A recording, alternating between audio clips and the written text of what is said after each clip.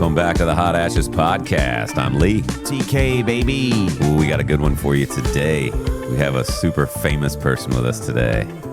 I'm excited about this one. Yeah, it's going to be good. So we're going to do what we always do. We're going to walk around the table. We're going to go around the table, talk about what we're smoking and what we're drinking. And I will start. I am smoking a George's. It's not the box press torpedo. It's Sound the alarm. It's the same tobacco, but he's out of the torpedoes for like 3 weeks. Oh no! So I'm very upset about that. Are you going to be okay? No, I'm not. I am drinking delicious water because it's early, so I'm not going to get to beer until a little bit later. TK, smoking, drinking. TK is over here smoking a banless Georgia Select from the deep bottom of the box. From Nicaragua. Yeah. Yeah. So, and I'm also enjoying, which I've been doing the past couple episodes, been hitting up some cold brew coffee from right across the street. Yeah, that's been your drink. Oh, and welcome back. Yeah. We did one with we'll have to get to your camping thing. Yeah, we'll talk about that later. All right. I'm battered and tattered from that still. Oh, I'm sure. All right, who we got on microphone 3? Hello, how are you? It's Mr. Frank Tursi. I was going to give a whole big long... Let me just say, I'm only famous here at the cigar shop and anywhere else. Yeah, but that's a good place to be famous. Yes, I guess it is, yes. Thank you for joining us. Well, I'm happy to be here. Happy to be here. So, Frank, what are you smoking? One of George's, whatever this one's called. That one's called the Rise and Grind. It used to be the Maestro. It may be the best smoke in the house. It's a very good smoke. For the price, yes. Absolutely. Very good smoke. Yep. And I see you're drinking water. And I'm drinking water. Because it's 12 The o'clock. H2O. Because it's 12 o'clock. All right, microphone 4. We got Chris. Chris Rabasi drinking, smoking one of George's box presses, and water is for the week. So I'm drinking a Sober Carpenter Hazy IPA, non-alcoholic. You've been with the Sober Carpenter for a while. That's been your brand. I am a big fan of the Sober Carpenter. Yeah. Food Lion Special. Nice. I've tried, I've tasted the non-alcoholic because I'm not drinking during the week. Right. But only on the weekends. But these guys are like, here, you want one of these non-alcoholic? No, it's gross. I want the buzz with the taste. Right. If I'm going to drink beer. Yeah. I get it. Without further ado, we're going to just jump right into this. We'll start off with this book. Yeah. So Frank is a published author, 4-time published author, if I'm not That's right. mistaken. This book is, and we've talked about it on the show before, it's the Tar Heel Boys of Summer. And it's about North Carolina's Major League Baseball players. We're going to be looking in that one right there. But we could put a picture up on it. So Frank, first of all, what made you want to write this giant book? Yeah. I'm a baseball fan, and it's really the only sport that I've ever cared about, and I spent 30 years as a journalist, most of that in North Carolina, and during that time I interviewed several of the players that are in the book, and then COVID hit, and that one winter we were locked down. Yeah. So really, the book started as a way to spend time meaningfully during COVID. And so I started the research, and it's all North Carolinians, including the Negro Leaguers. That they're harder to find than the white players, but at least 50 in North Carolina played in the Negro Leagues, and so it's all North Carolinians who made it into the major leagues. And as of the 24 season, that was 501. 501, yeah. So I've profiled 34. There are little sketches of all 501, and then it's a baseball book, so the back is full of statistics. If you want to know who is the home run hitter, leads home run hitting in North Carolina, you can find it. So it was published in April, so it really was a way to just spend the time meaningfully during COVID. Do any of them, do you hang on to any of them? You have like a favorite one that you did? I don't have a favorite, but there are some very good stories in there, and Jim Hunter, which everyone knows as Catfish Hunter, is in the Hall of Fame, one of those 7 North Carolinians in the Hall of Fame. And I interviewed him when he was elected into the Hall in the late 80s, 87, 88. Spent 2 days with him in Hertford. And he really is just he died, but he genuinely was a nice guy. Yeah. And I think in the book, I termed him the nicest farmer to ever pitch a perfect game. everyone called him Jimmy in Paquimins County. He wasn't known as Catfish. That was a name that his owner gave him because he thought it was clever for a boy from the South who liked to hunt and fish to be called Catfish. And that's what he's known as. But back home, he's always been Jimmy. And he was a genuinely nice guy. And he was also, your younger baseball fans don't understand the way it used to be when Hunter played. There was no free agency. When you sign with the team, there was in the standard contract, it was called the reserve clause, and you were bound to that team for the rest of your playing career. Damn. Wow. And so the contracts were annual. You had you couldn't negotiate with other teams, so you had no bargaining power. Yeah. So you ended up whatever, the owner wanted to give you. Now, it's not to say they weren't well paid for their time. They were. Right. But not at the astronomical levels we see now. Geez. And it was Hunter who started that. Okay. There was a clause in his contract when he was with the Kansas City team that later went to Oakland and won 3 World Series. But half of his contract was supposed to go into annuity. Well, his owner didn't do that. Hunter sued, won, and was declared a free agent. Now, he made $100,000 in 1970. Which back then was 1974 was good money. That's Good handsome. money. Once he was declared a free agent, he was a Cy Young Award winner, the leader of this team that won 3 World Series. Yeah. The price went up $100,000 a day. And so he ends up signing for $3.2 million over 4 years. Damn. Which was at the time astronomical. Yeah. Right. Yeah, And he told me he couldn't imagine. Just $1 million to play baseball. He just couldn't imagine it. It's like trying to think about how big the universe Yeah, is. it's like You're not not- real. And we don't, nowadays, he would be a pitcher of his quality today. You would start talking at $20 million a year. That's what Right. you're talking at. But at the time, he was just humbled throughout the whole process, but he changed baseball. He helped change baseball. So that's one of my favorite stories in the book, Yeah. and there are a lot of others. I mean, there are some really good players. Most people have never heard of. Yeah, I always see like the signs on the road where it's like home of. Yeah, There's yeah. some Robinson guy. I can't remember his name. It's either on the way to Raleigh or I can't remember. Jim Robinson. Let me ask you a question about Jim Hunter though. When he became a free agent at that point in his career, was he still like peak level performer, or No, was it later? no. He won 20. He signed with the Yankees. Played for his final 4 years with the Yankees. In his first year, he won 20 games. Okay. But the Yankees abused him. I mean, he pitched 300 innings a year. Damn. Jeez. And by the time third year of his contract, he was pretty Right. much. But he was the winning pitcher on the World Series, the last World Series game the Yankees won. Yeah. So he was on the mound. He was what was known as a money pitcher.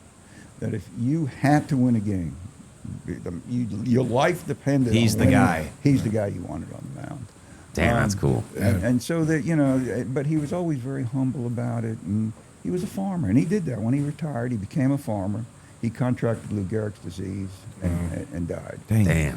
But yeah, he's truly one of the great, the royalty of baseball in God, North what are the Carolina. odds? And you're on the team that Lou Gehrig was on. Was Wasn't there- Lou Gehrig a Yankee? Wasn't he? Yeah, a Yankee? yeah, he was a Yankee. Was there any, that's right. uh, Yeah, That's right. so crazy, man. That's right. Was there any common thread amongst the players that said like, "Hey, this is what Yeah. makes North Carolina Yeah. so special"? And I think if you look at those profiles collectively, now these are players who came up in the early to mid 20th century. Okay. So North Carolina was a rural state. Sure. Textiles and tobacco were the industries in the state. These guys all came from farms. They came from mill towns. Most of the large all the large textile Super humble means. had villages. There were mill villages where the employees lived. They had their own baseball teams. Those industrial leagues, many of these players came up through those industrial leagues, were very competitive. The good teams would hire players with no-show jobs at the mill. All they had to do was play baseball, but they got paid for a mill job. So all that comes up in the book, and it paints a picture of a North Carolina that's now gone. Yeah. And that's very different and that wasn't that long ago. 50 years ago. Yeah. So yeah, I think there are those common threads that's now different. You look at the modern players; it's all different. Right. Free agency changed everything. Yeah. I mean, and you said it before, like the astronomical numbers that you hear of now. Yeah. And the record gets broken all the time. It's like this person's made how many hundreds of millions? Most of the players in the book had to have jobs in the Yeah. winter. Yeah. Right. They worked. Yeah. Sold cars. And they play Major League Baseball. Yes, and the good ones, like a lot of them, car salesmen for obvious reasons. The reputation, you got Yeah. Ina Slaughter selling cars for you. Yeah, you're gonna go to the Buick Right. dealership and go Right. buy You want to buy a car from that guy. Yeah, that's Yeah. right. So they were salesmen, clothes salesmen, of some sort. Yeah. To play on their reputations, but yeah, they all had jobs. Yeah. Yeah. It's so crazy how different it is now because you couldn't even imagine seeing a. And then the Negro Leagues, they played at a time when the society was separated. Baseball was certainly separated. Blacks couldn't play in the white major leagues. Yeah. So a whole league, professional league, developed in the 20s and 30s of some very good ball players who could have played in the white major leagues. One Easily, probably been superstars. Yeah. Jackie Were Robinson. superstars. Yeah. There's a guy when I went to in Rocky Mount, North Carolina, in the early '90s. They had a Buck Leonard Day. Leonard was in his 90s, and this was just a day to honor a native son. Buck Leonard they called him the Black Lou Gehrig. That's how good he was. Yeah. Played on the Homestead Grays, which won 9 consecutive championships. Wow. Batted ahead of Josh Gibson, who was probably the best catcher to ever play. They were called the Thunder Twins. I mean, this guy was a talent star. Yeah. Who heard of him? I mean, whites didn't go to the games. Yeah. Photographers from white newspapers didn't go take pictures, so it was very difficult. And if you look in the book, the section on the Negro Leaguers, there are only 2 pictures. Yeah. And it's not because I couldn't find It's just them. lack of I couldn't find coverage. them. No Yeah. exposure. Yeah, they didn't exist. They didn't survive the digital age. Right. And so they're not available in repositories where you can Lou Gehrig. Yeah. There are Yeah. a million pictures you can choose. Right. But Buck Leonard, who was somewhat of the equivalent, there are a handful of pictures, and it's later in life when he became a celebrity. Right. Yeah. It's not like while he was playing. No, that's right. Yeah. So it's but another one of my favorites. Yeah. He came from a train yard in Rocky Mount where he was installing brakes. Yeah. Lost his job in the Depression. The only other talent he had was playing baseball. Damn. So he migrated up to the north and started playing for black professional teams, and got onto the Grays, which was one of the great franchises in sports history. Yeah. Well, so that league just kind of dissolved when they joined. Yeah, once Jackie Robinson broke the color barrier in 40, there was no reason. Now the talented players were playing where the money was, because there was never any money in the black major leagues. Right. So yeah, by the late 50s, the Negro Leagues dissolved. Yeah. Damn, that's pretty cool. Now, one of the things I remember you talking about was the incorporating pictures. How difficult was that? Like incorporating pictures in the book? Well, I mean, it really becomes a price, because the more pictures you have, the more expensive it is to print the book. Yeah. So the publisher had a price point, So I was bound by economics here. Yeah. So I knew how many pictures, and plus I had to pay for most of them. Right. There were only a handful that came from public repositories that the copyright issues were settled. So it became an issue of money as to just how many pictures you can print, but it wasn't difficult to find pictures. I looked for unusual pictures, because one of our Hall of Famers, Ina Slaughter, played for the St. Louis Cardinals for many years, and then was let go by the Cardinals. And there's a very faint, poignant story in his life where how crushed he was that the team he had played his entire career for, won World Series, was an MVP, let him go, traded him. Yeah. And there's a great scene where he told about it, that he was crying in the locker room when he was getting his uniform out of the locker. Well, I found the picture.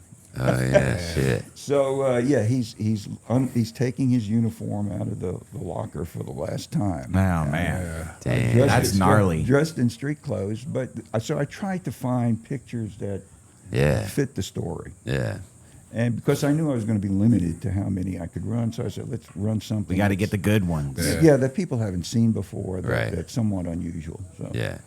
So now you, and I don't know if we've talked about it yet, your former career was as a journalist, and you've interviewed quite a few people. Yeah. So well, who's the most famous baseball player? I had one more question before we go into the interviews. So okay. you're talking about writing the book during COVID, but been essentially writing for most of your adult life. Is that a correct statement? Yeah. So you said it came to fruition during COVID, but is this kind of style of book or this kind of topic, is that something that you always knew that you wanted to write about? Yeah, well, and then you finally had the chance during COVID? That's right. Yeah, when I was interviewing, like Buck Leonard and Hunter and others. You knew it could become a compilation of some sort. Ernie Shore was the sheriff of Forsyth County, where I worked for 25 years. One day in 1917, Ernie comes off the bench to relieve Babe Ruth. They were playing for the Red Sox in 1917. Ruth was not yet the slugger that would change the game, but he was a very good left-handed pitcher. He started a doubleheader with Washington. Ernie wasn't scheduled. Ernie played for the Red Sox, wasn't scheduled to pitch that day, and he was really looking for a idle afternoon of doing nothing on a Sunday. Well, Babe in the first inning walks the first batter, gets in an argument with the home plate umpire, a guy named Brick Owens. Now, Brick started umpiring. He was 14 years old, professionally on the streets of Milwaukee. Jesus. Got in numerous altercations with fans and players. One person in the fan threw a brick at him, hit him in the head, knocked him out. Jeez. He cleaned the wound and said, play ball. And so from that, he got his nickname, Brick Owens, Yeah. which he always said was better than a lot of the other names that people called him. So Brick was behind the plate, and he wasn't going to take any shit from no matter how talented this kid was. Yeah. So Babe charges him. The catcher stops him. You're out of here. Brick throws him out of the game. Takes two cops to drag Babe off the field. Yeah. Well, the manager calls Ernie and said, you're up. Just try to get out of the inning. So the first batter who walked tried to steal second. The catcher threw him out. And Ernie proceeds to retire the next 26 batters. Wow. And is credited with a no-hitter. He and Babe are credited with a code no-hitter.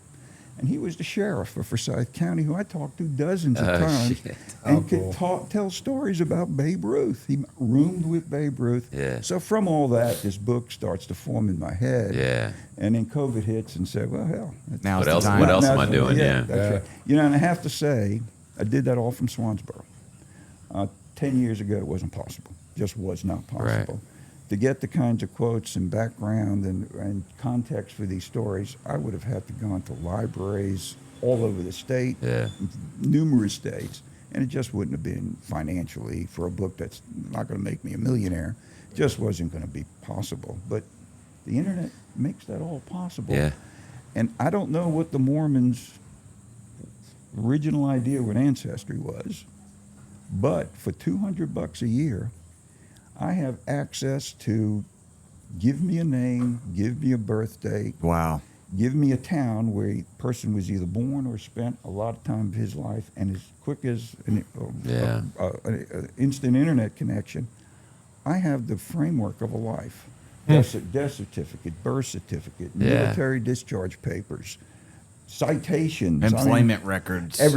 It's right there. And Yeah. then from that framework, I can go into newspapers, which Ancestry, again, I got access to millions of pages of newspapers going back to the 1870s. Yeah. So if I know a date in which Ernie Shore pitched, I can go to the Boston papers and get reporting from that day with quotes, and and then story fills out. That's crazy. But yeah, 10 years ago it would have been impossible. So yeah, the internet has also changed things as far as a research tool. It absolutely. could be invaluable. Yep. Yeah. Good. Okay, now Okay, okay. Sorry, I didn't mean to cut you off, but I wanted to ask that before. Well, I noticed your shirt, excuse. and I know whose shirt it is because I asked you before the show. Yeah. So, who is the most famous baseball player you've ever Well, interviewed? when I give talks about this, I always ask, I say, you get a prize. If anyone in the audience can, this outfit here, if you're a baseball fan, particularly of some long in tooth. This should set neurons in your brain going off saying something's not right. There's something wrong with this picture. And only once was someone able to get it. This is a Brooklyn Dodgers, yeah. For you younger fans, the Dodgers that are now in Los Angeles started in Brooklyn. Yeah. And my father was a great Brooklyn Dodger fan, and Dodger fans were known for their passion. And to my father, who was an Italian immigrant, I'm also convinced it introduced him to America. Yeah. He ate a hot dog for the first time at Ebbets Field. Yeah. He learned the language through the language of baseball. And so it helped acclimate him to his new country. Mm-hmm. And he wasn't alone. A lot of Italian Americans of that generation were deep baseball fans, New York baseball fans for the same reason. But so I wear the hat in honor of him. And this, of course, is a Yankee traveling jersey. And if I can turn around, you can see the 7. It's Mickey Mantle's jersey, or facsimile of his jersey. Yeah. And Mantle, a kid born on the Brooklyn streets in the 1950s, Mickey Mantle was the man. Oh yeah, He was the dude, and we wouldn't think it was sacrilegious to put a baseball card in the spokes of your bicycle. Oh yeah. No way. And even if you had triplicates, you would never trade it. He was the man. So my father, bless his heart, a Brooklyn Dodger fan, you could not be a Yankee fan. You couldn't. It was impossible. But the Dodgers left town at the end of the 57 season, and I come up in 1960. I'm 10 years old, and I'm a Yankee fan. And I think to my father's greatest regret in life was that his only son became a Yankee fan. But I had no choice. The Dodgers left, the Giants left. The Yankees were the only team in town when I'm getting old enough to form fan, So I became a Yankee fan. Bless his heart, my father always took me to the games. And they were day games. Gritting his teeth the whole time. Rooting for the other team. No matter who the it other team was, he was rooting for them. Very vocal about it, but rooting for the other team. So these were day games. They started at 2 o'clock. They were over by 4. It took an hour and a half, 2 hours to play a baseball game. And they were over by 4. And that was because they didn't change pitchers. Yeah. The starting pitcher ended the game, so there wasn't all this changing pitch. That's what takes up the time. But anyway, I used to beg the old man to let's stick around after a game. So when the players come out of the clubhouse, and you could see the clubhouse door on River Avenue, when the players come out of the clubhouse, we can see them, and I go get autographs. And Yeah. he said, no. Finally, one day, he relented, 1960. So we're at a bar across from Yankee Stadium, having a hot dog. He's having a beer. It's like 6 o'clock, 6:30, and I see the clubhouse door open. Here they come. Here they come. So I go dashing across the street, and there were probably 10 or 12 other kids. Yeah. Same thing. So there's not a kids at the clubhouse door. Yogi Berra comes out and signs Oh autographs. my gosh. Roger Maris comes out and signs autographs. Whitey Ford comes out to sign autographs. That was all nice. Yeah. But we wanted to make. Here comes man. Literally push kids away. Okay? Got into his Cadillac in the players' parking lot and zoomed down the street. No way. I said, what the fuck? Yeah. Fast forward 25 years. Mantle's retired. He's working for the Bally Corporation, which at the time, he and Willie Mays were working for this corporation, which owned the casinos in Atlantic City. I think it was Bowie Kuhn, whoever the commissioner was at the time, gave Mantle and Mays an ultimatum. Get out of that gambling or I'm throwing you out of baseball. So he gave them a deadline, 2 or 3 weeks. And it was during this period, this 2 or 3 week deadline, that Bally had a golf tournament it was just a promotional golf tournament, at Tanglewood, which was a PGA course outside of Winston-Salem. Mantle would be there, of course, He's the guy, the celeb. So I was a sports writer at the time, and so I got 10 minutes. They gave me 10 minutes with Mickey Mantle at 7 o'clock in the morning. It's pouring. I get there at 7 o'clock, and it is pouring rain. Mantle gets there a little later than that. The bar's closed, but he gets a Coors Light from the bar. I introduce myself, and it rained the rest of the day. It poured. So they canceled the tournament. So my 10 minutes turned into several hours. That's so with cool, Mickey Mantle. dude. Oh, man. So I told him this story from 1960. Oh, yeah. He said, "Oh man, maybe I struck out 3 times that day." I said, "Mick, I didn't give a fuck. You're Mickey Mantle. You struck out 4 times. I didn't care." Yeah. So I was wearing an old Yankees hat that I got as a kid. It didn't even fit on my head anymore. It was just sitting on Sitting top on of the my crown. head. Sitting on the crown. And when Mantle saw it, he said, "Damn, who gave you that hat?" Miller Huggins, who was a Yankee manager in the 1930s. So I had this hat on my head, and I tell him this story. He says, "God damn it, give me that hat." And he grabbed the hat and he signed the bill.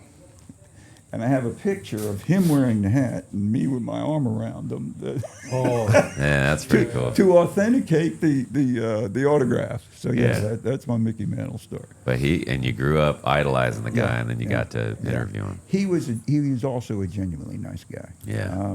He had issues with alcohol. Yeah. He did, and it killed him. But and it's famous, told kids, "Don't be like me." I don't know if you all remember that. He was a week or so from No, dying. wasn't that movie 61 about him? Yes, yeah. He and Roger Maris. Yeah. But yeah, he got on national television. Was he just having like a full circle closure of life? Like, hey, do not go down this road. Alcohol had ruined his liver. He somehow qualified for a liver transplant, I suspect, because He's Mickey Mantle. because he was Mickey Mantle. And got a liver transplant, but didn't last long after that. And for him to get up there on national television, he was old, and you can tell he was a sick man. Told kids, "Don't be like me." Damn. And That's heavy. the message to kids like me who wanted to be like Yeah, him, yeah. was very poignant and very powerful. Yeah. Yeah, I can imagine. So he was also a nice guy and he handled his fame pretty well. Many do not. Yeah. And it's not only in sports, but many people don't handle. And I've interviewed literally Right. thousands of people. But he handled his fame very well. You guys hear that? What is that? I don't know what that is. Is it coming outside? No, it's in our ears. Yeah. It's one of our either mics or headphones or something. It's gone now. Yeah. There it is. Doing something. There You it hear is. that? Yeah. Yeah, because TK messed with something. No, that's not why. Yeah. Yeah, you should have. So then that was not the most famous person, though, that you Well, interviewed. is it? it's probably the most. Well, it was to me. Yeah, like your hero or It was whatever. the most important person to me. That's weird. Just because of the personal.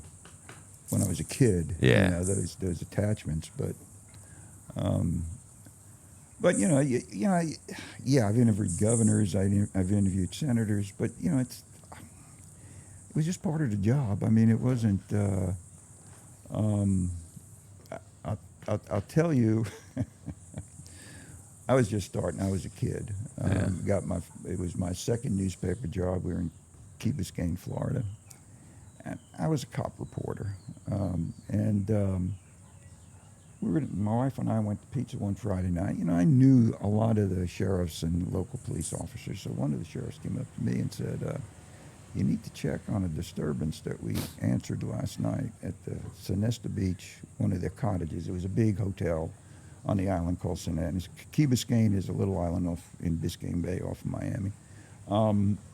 And the police had answered a call at one of the houses that, "You need to check that out," the cop told me. So I did. Turned out it was Warren Beatty. Ah, cool. It was right after that movie Shampoo came out. And he had, the indication seemed to be there was he was beating somebody up, but I was working, I used to freelance for the Inquirer. Oh, no way. Yeah, I did.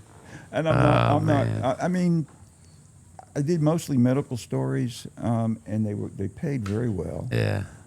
Is that a tabloid? Yeah. Yeah, they paid very. I did that for about a year, but and no story as I wrote it ever appeared in the Inquirer as I wrote it. So Right. they rewrote everything, but they didn't even give you a byline. It was Malcolm Balfour, who was my editor, who I since has passed on, but they were all from Australia. Wow. but they paid very well. If you're a kid struggling along, Yeah. Getting $100 a story, that's pretty good. Right. So the story ran in the Inquirer, about the suspicion of Warren Beatty. But I interviewed Warren Beatty, and he was very nice. Yeah. Everybody's nice. Yeah, he was very nice. Yeah. Golly, that's cool. So going back to like the baseball players and interviewing them and stuff, was like regular alcohol use, was that like a pretty normalized thing amongst the board? That will be that's also a theme that runs throughout the book, is how alcoholism affected the careers of a number of players. Right. But it was the standard almost, remember, right? These were day games, so they were over by 4 or 5 o'clock. Time to hit the bar. These were kids in their 20s with nothing to do. They usually didn't have if they were married, their wives didn't travel with Right. them. So they got into alcohol and women, and no, it wasn't uncommon. Yeah. Right. But it really bore down on them in their careers, because you see a lot of deterioration of careers. Oh, yeah. That would not have not happened sustainable. as quickly as it did if not for the alcohol, and it left some of them truly destitute. So Yeah. Well, it's funny how you look at the physique and stuff of a ball player in the 20s and then the physique of like right now. Right. It's like they're bench pressing cars and stuff. and they didn't have the training facilities or any of that. They did train. I mean, Yeah. but it was, they threw a weight ball around, or Yeah, but like they you look at ran. Babe Ruth. Well, actually, that's a misconception. 'Cause Oh, really? Actually, Babe, the pictures we see of Babe are late in his career. Oh, okay. Because that's when photography and particularly videography Yeah. developed. So we see a Babe in his late 30s, mid to late 30s. He's gained weight. But you look at a Babe from 1917 to early 20s, he was fast. I mean, he was never sleek, Yeah. but he was well built. But super athletic though. And super athletic. He was a fine outfielder. He was a great defensive outfielder. Had a great arm. Yeah. Was, as I said, was the best left-handed pitcher in baseball when he was pitching in the teens. So he was an athlete, and I think that's lost on particularly a lot of younger players. And I always chuckle when I see these comparisons of Shohei Ohtani and Babe Ruth.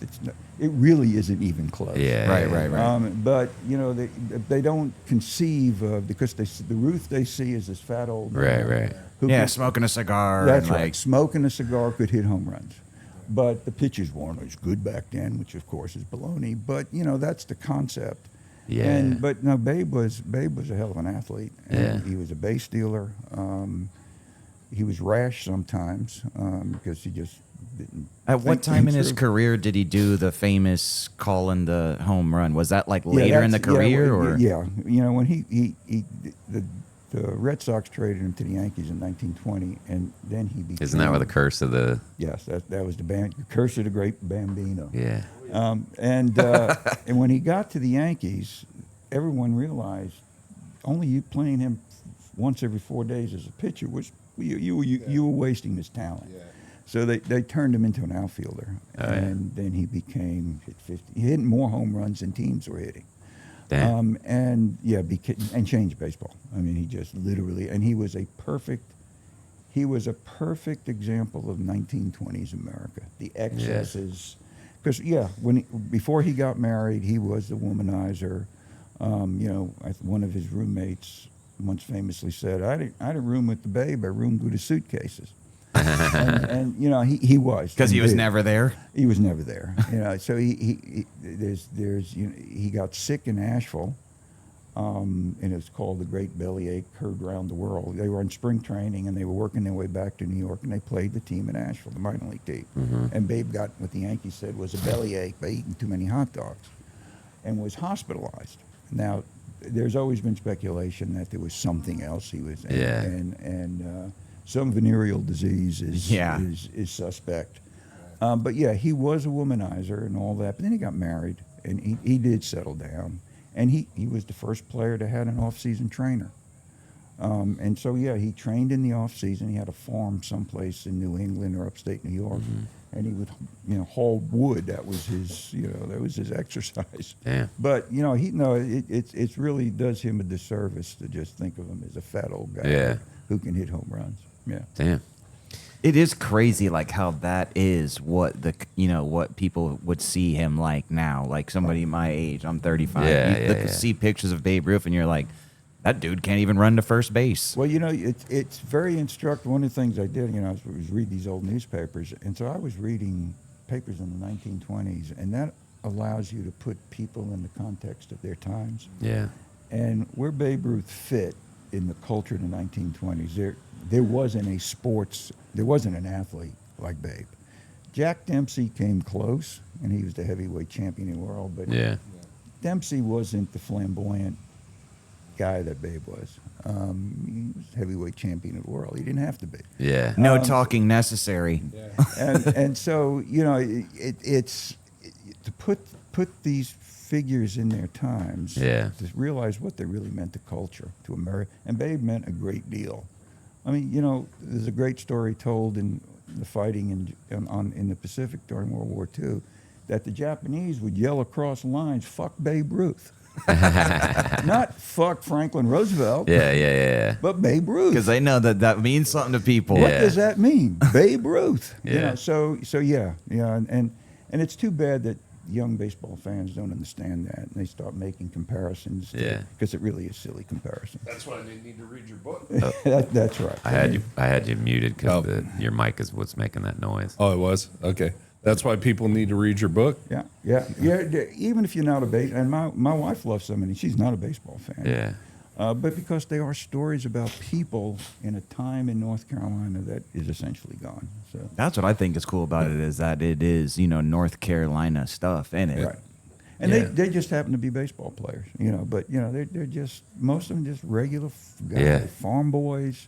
Grew tobacco and did what men of that time in North Carolina did. Yeah, but it's like nowadays, if you're in the major leagues, you're driving a Lamborghini. That's right. Yeah, no. Well, I guess the only thing that's left is the minor leagues or like the Jacksonville Ospreys or something like that would maybe be remotely similar to that. Even that's all changed. Back in I think during the war years, there were 40 some odd minor league teams in North Carolina. There are now 10. I was going to say, and so there was. They got rid of the wood ducks too. Back then, your minor leagues rated all the way from D to AA, and D was a little bit better than college ball, and AA would be what AAA is today. But there were all these levels, and you can make a living playing by baseball. not even being on the show. No, you didn't have to play Major League Baseball. But if you were willing to travel, to different teams all over the country, and play, 6 months a year, you could make a living. And there are many players who have 20-year minor league careers. But that's crazy because that's got to be a grind to and do they're, that. They're in the book because they made it into the majors, and it could have only been for an inning. Oh yeah, true. At bat, but they made it into the majors. But they spent their entire careers in the minors. Yeah.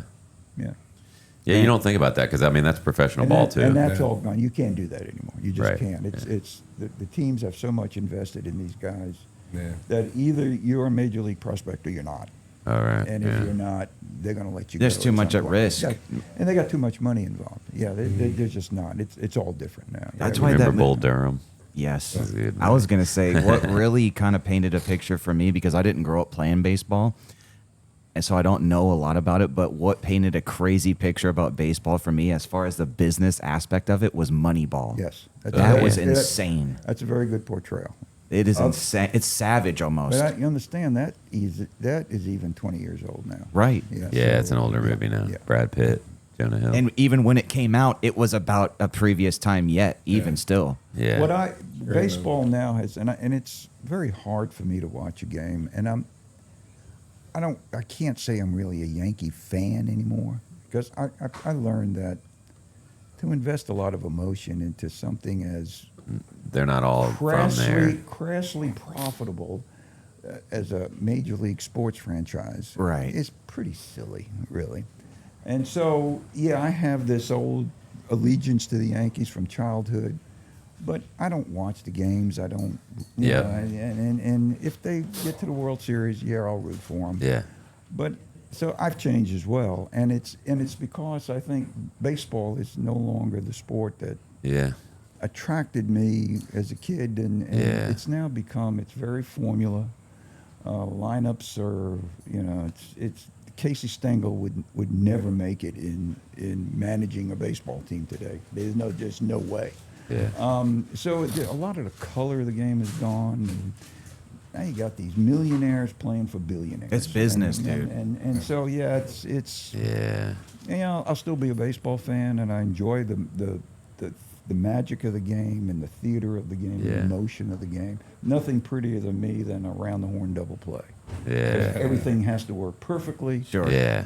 And so that'll always be with me, but the fan aspect, pretty much gone. I don't watch it gets NFL anymore. Diluted by money on a certain level, because eventually it's like, hey, we're just doing this for dollar signs and not because I loved playing on the dirt field when I was 12 years old type deal. To give you an idea, when I was 12 or 13 years old, I worked for my uncle, had a drugstore in Kings Highway, and I had to work in the afternoons just to help close up.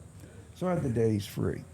And as I said, these were day games. So that season, I spent 3 or 4 days a week at Yankee Stadium. Now, my parents never knew. They'd never allow a 13-year-old to get on the subway to go up to the Bronx. But I'm at work. and the games were over, and I had enough time. My uncle's drugstore is right beneath the L of the subway, and I had enough time to get to the drugstore by 4 o'clock. So $5, I would take $5. I'd get car fare. The subway cost 25 cents each way. I could buy a reserve seat in Yankee Stadium, old Yankee Stadium, for $2.50, and I'd be one of 4,000 or 5,000. I mean, that's all. The place would be virtually empty. Yeah. It's 2 o'clock on a Wednesday. Right. The place would be virtually empty. You wait to the 3rd or 4th inning. You go down to the usher. They had ushers with these furry little mitts that would wipe the seat off for you. You go down to the usher, give him 50 cents, and he'd put you down in the box seat. Oh, nice. Down behind third base. So you'd get a hot dog and a Coke, and I'd come home with change, $5. Wow. Dude. $5 today may buy you a bottle of water. Yeah. I don't know if that'll do it. I don't know if it will. Yeah.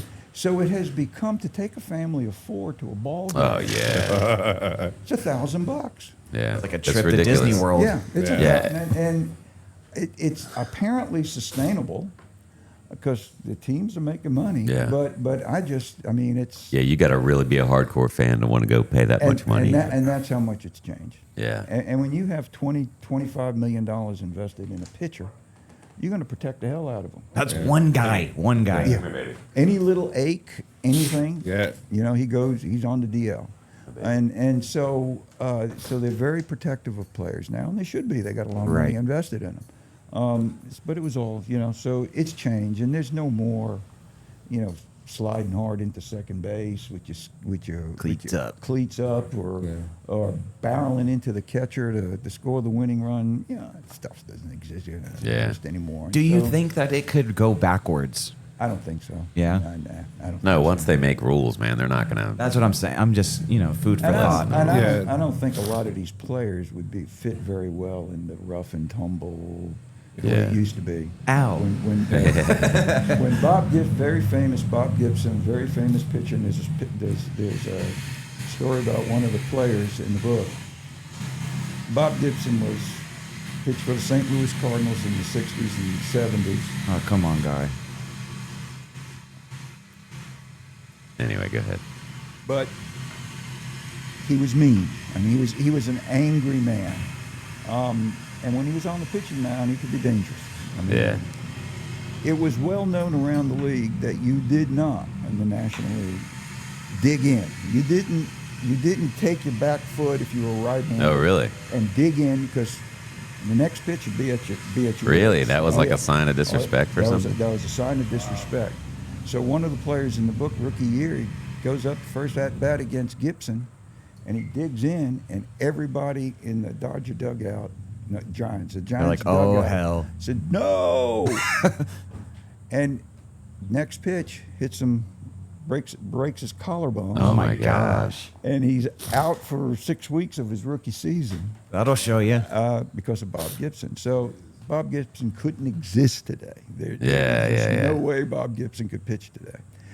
So all that's changed, and maybe for the better, but I'd say. it sort of left me behind. So that's Yeah. okay. A lot of things have left me behind. So that's Well, I could still fight in hockey.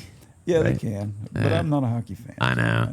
But I like the fighting, though, in the hockey games. But, you Well, know, I know baseball, it's also- they used to charge the mound, and both teams would be going at it. And they still do that on Yeah. occasion. And baseball fights are never. They're not, yeah, they're always for serious show. Fights. They're pushing and shoving. And, yeah, Cussing at each other. Yeah, kicking dirt on each other's feet. yeah. Yeah, that's why I keep going back to the minor leagues. Because if you go on minor league games, still like Jacksonville Ospreys, it's college league. And it was great. That was old school baseball. They're still hungry at that time. They're still, there's barely any bleachers there. You're sitting on lawn chairs on the perimeter. I mean, it just has the feel of, wow, this is what old school traveling baseball felt they like. care still. They're trying to make it still. Yeah. There is a minor league team that's become pretty fun to watch. The Savannah Yeah, yeah. Bananas. Yes. They do It's the just like backflips and all it's like that the stuff. Harlem Globetrotters. Exactly. Yeah. And you know, there's a David Barnhill's profiled in the book was a good pitcher in the Negro Leagues from Greenville, and he pitched before he played for the New York Black Giants. He pitched for a team called the Ethiopian Clowns, and they dress up in clown costume, painted faces, do this pantomime. And then play a game of baseball, but still with With the get down. yeah. So this was in the 1930s, and it rubbed the raw nerve with a lot of black fans because you were turning good ball players into these vaudeville, cheap vaudeville acts, and there was a movement then in the 30s to integrate the major leagues, and the people who supported that saw this as just another fulfilling the stereotype. Yeah. So that it was very unpopular with the professionals in the Negro leagues, but it was wildly profitable. And the Ethiopian Clowns lasted into the 60s, well after most black teams had disappeared, because it was a form of entertainment that attracted white audiences, and thus they made money. So I'm not surprised that you have this modern version now. Yeah. And there's people that say this is zero integrity of the game. They That's don't right. like it. There's people that are That's like, right. this is not baseball. Now it doesn't have that racial thing. The racial Right, yeah, part yeah, of yeah. it. Now it's just the game. just This got dude that- caught. that- He was out in the outfield. He did a backflip and caught it and freaking landed. It was like it's entertainment. Right. It's, and Entertainment value. I personally find nothing wrong with it. Yeah. If they played around here, There's a time and a place. But that's what I mean. Harlem Globetrotters. You know that they're not a real team. It's like just you go for watch the them. entertainment. That's right. Yeah, being Right. goofy. It's the fun and Yeah. It is fun. I never. Huh? Are you getting another coffee?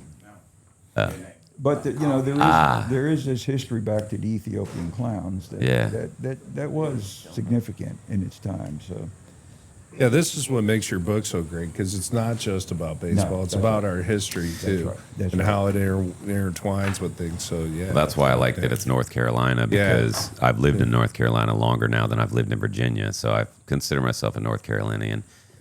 From Virginia Beach, but I've lived here longer, and I'm always. and there's another thing to note. That the players in that book came up at a time when baseball truly was America's game. Yeah, It was. America's pastime. There was no rival, and it was played everywhere, every schoolyard. Yeah, people listen to it on the radio. It would go great lengths. My father-in-law, who lived in North Carolina, used to listen to the St. Louis Cardinals, and you'd have to get them late at night, and maybe you'd hear the sixth inning on or something. So but it permeated every facet of American life. So the story of baseball is really about the story of America. It is an American sport. It didn't develop from cricket and other things. It was on the streets of New York, and transported. Yeah, because it was like stickball first, right? With the railroads. As the railroads extended across the country, you can plot the baseball teams. teams. That's insane. Along the railroad lines. Yeah. The stadium in Fayetteville is at the intersection of two rail lines. You go to a game there, and they're active rail lines with engines going on both sides. And That's pretty it's just cool. so cool. The gold rush in California, baseball developed within less than a year of the strike. There was a baseball team in San Francisco, and that was because they got on these trains in Philadelphia, Baltimore, Boston, and went to the West Coast, and baseball went with them. It's so crazy how baseball used to be the most popular sport in America, and now it's like barely watched. Yeah. I mean, I don't have the statistics, but whereas the majority of people watched it back then or listened to it and knew something about it, whereas now it's like and you follow had, baseball. And you had Babe Ruth leagues. There were these youth leagues. Yeah. The American Legion was very popular in North Carolina and produced some serious baseball players. There were several colleges in North Carolina, Guilford College, one of them that were known as baseball incubators. Of course, they had coaches who had connections to someone in the major leagues, Connie Mack at Philadelphia or someone. Right. So this pipeline develops between the school and the team. And so these little schools end up transporting a dozen baseball pumping out players. talent. Yeah. So, again, all that is gone. Yeah. But it was part of what North Carolina was. And I think, I've tried very hard to try to appeal. It's a baseball book, so there's going to be jargon in there. Yeah. If you're not a baseball fan, I don't explain it. You're going to have to you're going to have to get a dictionary, get someone to explain it to you. But if you can get past that, it's a story about North Carolina. And it is stories because like when you talked about it, because when I started reading it, I was like, oh, it's actually like stories of these people, you know, and I don't know, I've heard a couple of the names, like, and you've talked about them already, like Catfish Hunter, but like if you don't know anything about these people and you just it's not the whole chapter on this one guy, it's like a blurb or something, and it's enough to be like, damn, you think about how it was back then. This dude's working at the mill and also playing baseball in the in the afternoons. One of the guys profiled in the book is a guy named Tom Alston, who's from Greensboro, North Carolina, and he's the first black North Carolinian to play in the major leagues. He was a big star in the Pacific Coast League in California, and he got signed by the Cardinals. Augie Bush had just bought the team, and Bush sold beer. And he wanted to sell beer to everyone. And St. Louis was pretty much a very southern town in a lot of respects. It was segregated. The baseball park was segregated. The team didn't have any black players. And Augie said, well, we got to go find black players. And so he started the team on this integration. So they signed this kid Alston. They have a big to-do at the hotel in Hollywood, and caviar and Bush beer is being served. Nice. And what a combo. And Alston later said he and the waiters were the only black guys in the room. But it turned out, most hitters have weaknesses, and major league pitchers are going to find those weaknesses. And Alston's was he couldn't hit a high fastball. And so he got fed a lot of those. A steady diet of, so he never succeeded, and is one of those guys who became the bad alcoholic. Probably as a result, he spent the latter part of his life in and out of mental institutions. Damn. Really? Yeah, and he was Joe Garagiola. Some might remember, was an old baseball catcher who became an announcer, and he had a program that helped down and out old major leaguers. Okay. Because Alston didn't get a pension, he didn't get anything, he didn't last long enough. So he finally helped Alston get out of the. He's living in a substandard apartment, and so then he got prostate cancer and died. But Joe sort of rescued him at the end. But it's a very sad story, and it. Yeah, and imagine how many other people could have used that kind of help, though. And it really, because he couldn't hit an inside fastball. That sucks. Yeah. If he And had you would six- think that would be what you trained to do That's now. like on a because tee that's for your- some hitters. That's like, don't throw him a high fastball because it's going out of the park. So it's one of the sadder stories in the book. Yeah. Yeah, that sucks, man. So the cool thing, and like, I want to ask you about like your research and writing the book, and just like the whole, pretty much, your journalism career about studying North Carolina and athletes from North Carolina is.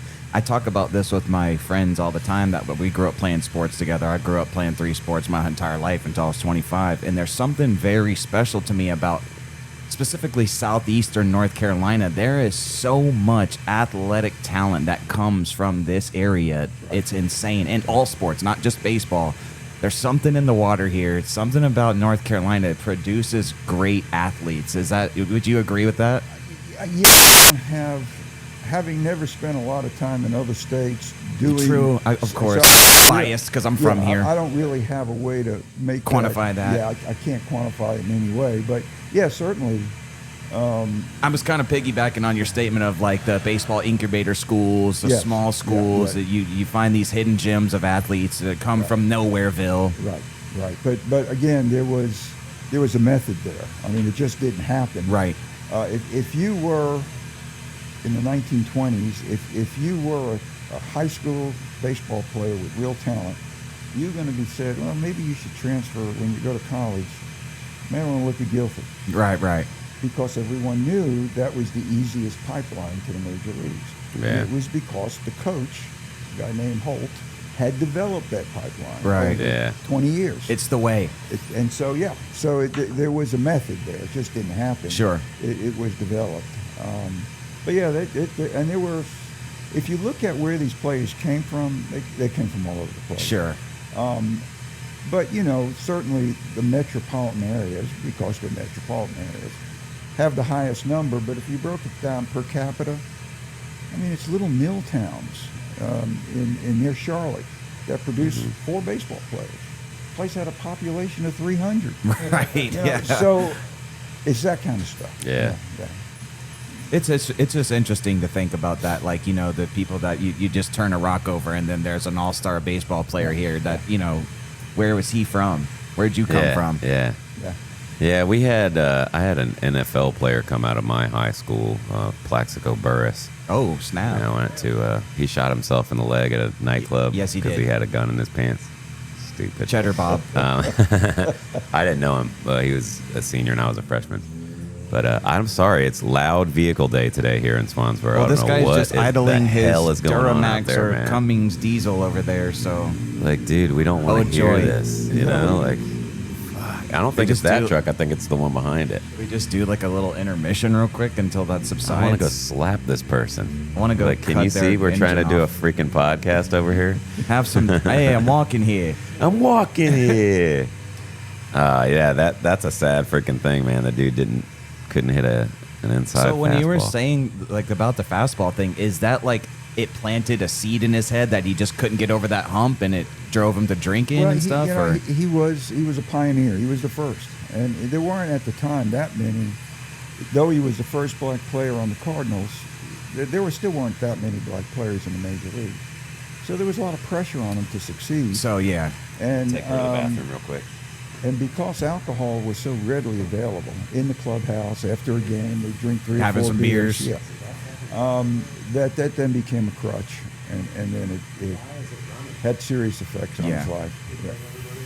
and that's crazy how much like psychology does come into sports, especially when it's your life. Like, and that is what you do and what you're good at. And if you encounter this obstacle that you can't get over, Right. it's crazy what a seed it can plant in your head, especially if that's your identity. I am a baseball player. And plus, Alston faced the racism that,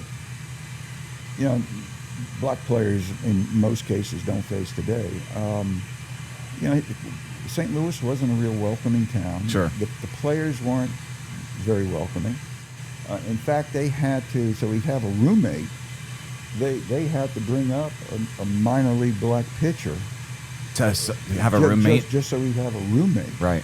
And it, so when you're working in that kind of environment, knowing you're the first, having the competitive zeal to want to succeed, and then you can't. Yeah.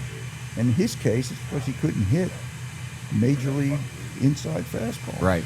And then got exploited for it. And Right. so- Every time he was at the plate. Sure. I mean, and so, yeah, he didn't amount to much. Dang, that's crazy to think, though. And, you know? he had nothing else. He had no other real skill to fall back on. So, yeah, his life sort of deteriorated. Yeah. I mean, I don't know. When you add the added pressure of the stress of the times and what you're going through as a player, dealing with that adversity on top of the other. Right. That's right. Yeah. I mean, you look at all the people that have overcome racism and all the talent that came out of that, and then you hear this and you think all the talent we lost because That of it have too. never been spoken on ever, that we don't even know about. Yeah, yeah, and hopefully we're moving in the right direction now with it. But yeah, that's an awesome book. I can't wait to read it. I think, and in a competitive, in a professional sports situation, racism is not only morally wrong; it's stupid. It is. And the famous example is the Yankee scout who signed Mickey Mantle had an opportunity to also sign Willie Mays. So the Yankees could have had an infield of Willie Mays, straight up Mickey Mantle, gold, and Roger Maris. But he was told by Yankee management that no, they had enough black players. They had signed one, Elston Howard. What a miss that is. And so that agent, to his dying day, always said that racism is not all morally wrong. It's stupid. And in this case, I mean, it cost the Yankees dearly. And so Possibly a legacy. And so thankfully those days are gone. But it was guys like Alston who were the pioneers in that, who faced the brunt of those things change slowly, and right. And it certainly added to his stress. Yeah, I can't. I mean, there's no way to even imagine it, because dealing with one thing and then a whole societal issue outside of the sport. Yeah. So the book. I try in the book to point out those kinds of trends that were happening, which in many cases was societal, not only just because baseball reflected society it was in, and so I hope that comes out in the book. Okay. So now the book's available on Amazon. Yeah, it's available at about anywhere, Amazon, Google, some bookstores, and that's a matter of the economics of book publishing that I don't really want to get into, but you would be able to order it at a bookstore. Some might carry it, but most, I think, you're going to have to order it. But you can get it from the publisher, McFarland.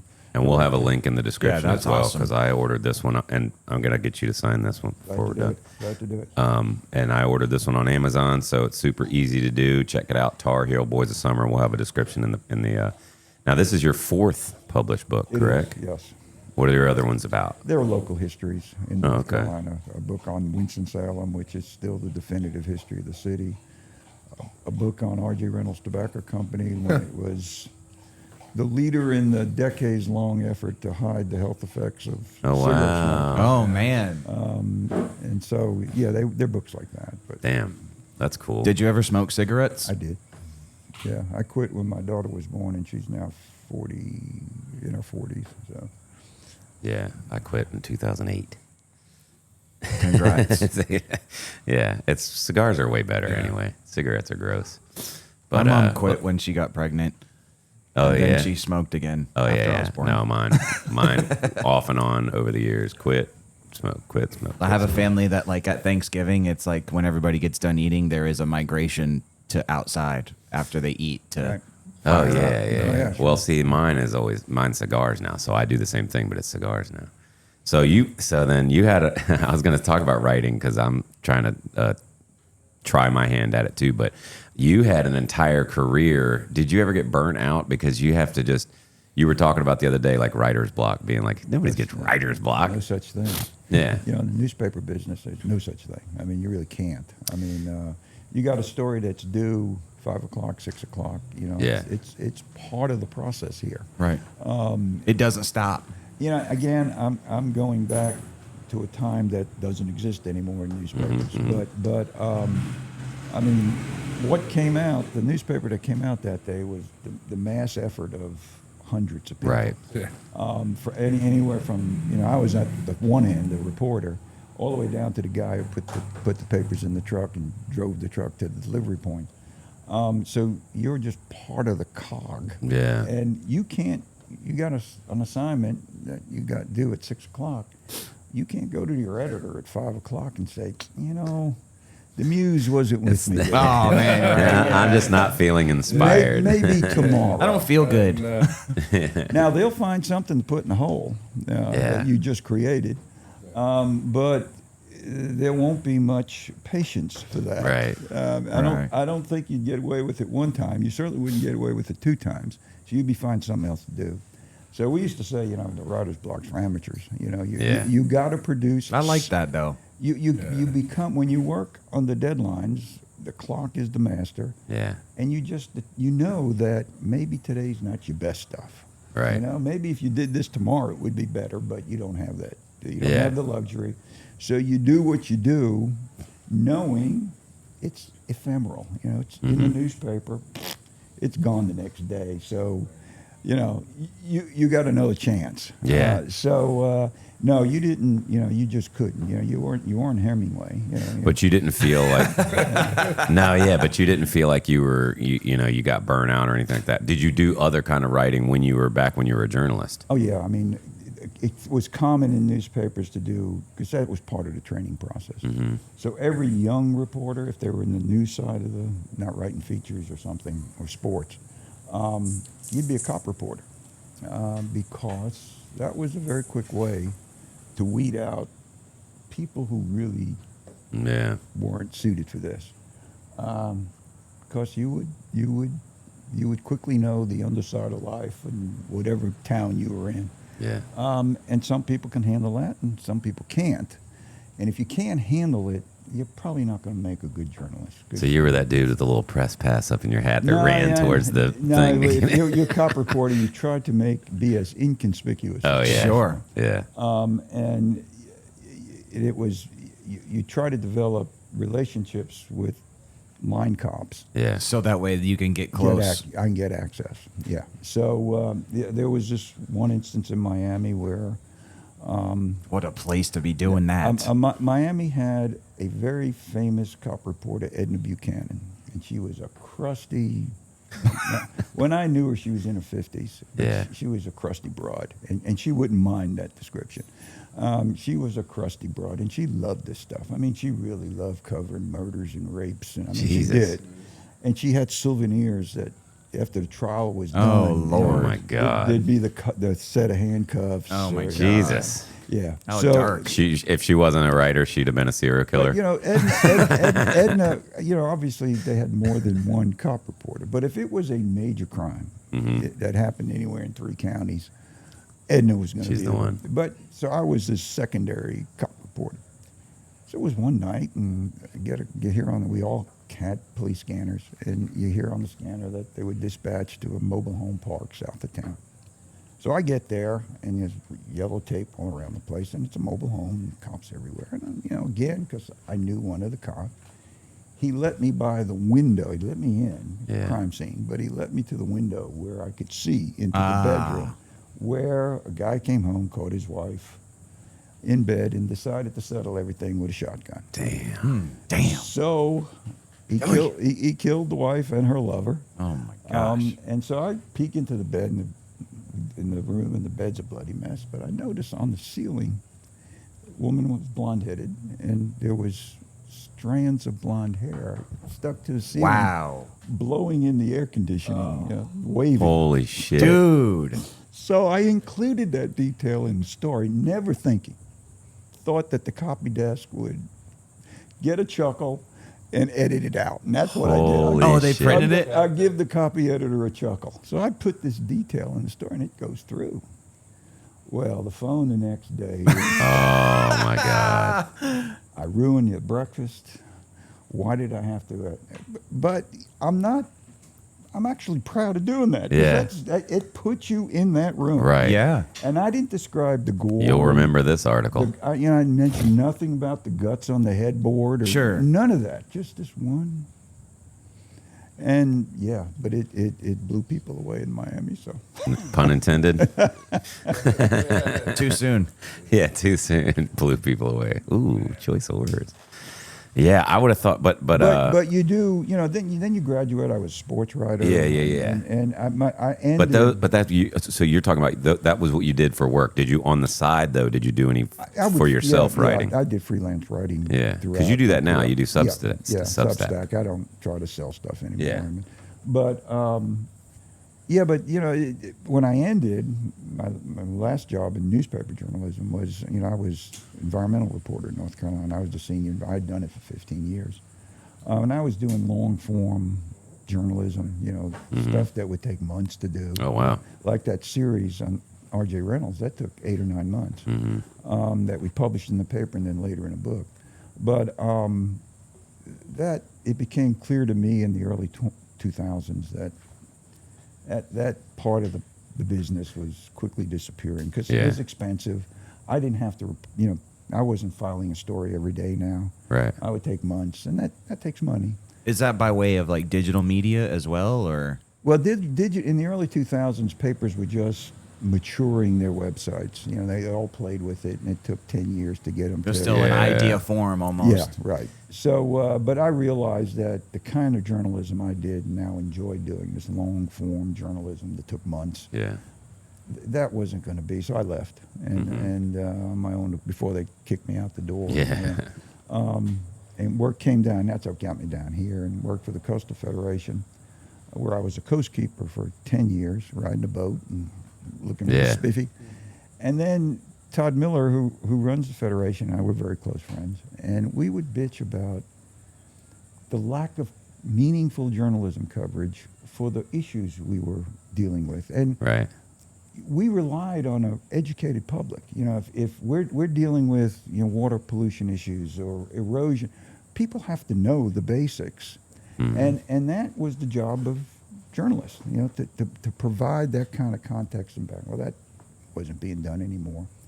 We complained about it, so finally we started our own news service, Coastal Review, in 2014. And it's now, the most respected source of environmental coverage in North Carolina. Won hundreds of press awards. Cool. And that's awesome. That's what I retired from. So, and now I'm doing a podcast, which when I started, the word wasn't even known. That's true. No one invented that word. Yeah. And I ended in the digital era. So if anything, you can teach an old dog new tricks. Yeah. So. Well, people are going away from newspapers and stuff too. I like a physical newspaper. Yeah, just like I like a physical book. But it's now very expensive, and it is. That except for things like the big paper, New York Times, maybe the Washington Post, but except for the papers with worldwide reach, and there won't be you won't have an actual physical newspaper. Yeah, it's all websites now. You get the news on your phone. It's just very expensive. We do have a local one. We have Onslow Business, which is decent. It covers Sun Journal, local business issues, other things that have been going on in the community and everything. I don't know how many locations you can get it at, but we've got the Tideland News as well for around here. I think Jacksonville Daily News is still printing. Wowza. Yeah, great minds think alike. Yeah. Wow, they settle down. They're still out there. They're just not as prominent as they used to be. So. Yeah, no, but and I signed up. I had the Jacksonville Daily News, which it's Associated Press. Well, then why am I getting this paper? When I worked for the Journal in Winston-Salem, we were one of the largest newspapers in the state. The newsroom had almost 200 employees. Today, it still prints. I think there are 7 reporters in the building. Oh crap! And they do, and they're spreading their time with sports and county government, city everything. Government. And so they exist. Some papers still printing, but they are mere shadows of what they used to be. The newspaper world I grew up in. You can still but you'd have to go to the New York Times or the Washington Post. And for a writer, it was invaluable. I mean, it truly was. It was a great training ground. Editors, I never minded editors reading my work and making changes. That was part of the process. And a good editor made you better. And you knew who the good ones were and who weren't, and so you paid attention to the good ones. Yeah. You ignored the fools, and and so you became better. Yeah. And it also seems like a situation too that you would have to be able to humble yourself to take criticism from somebody Yes. as well, because Yes. you have to be able to take stuff with a grain of salt to be able to be told about yourself. Most writers who become so personally attached to their work, they don't make it in the newspaper business. They don't.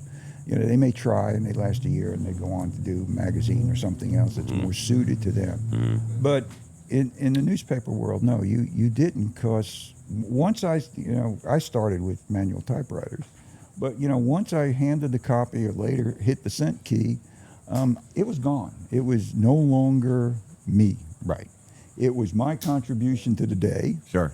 And if there was going to be because you also establish a reputation in a newsroom, and I had a reputation of being a solid reporter and writer.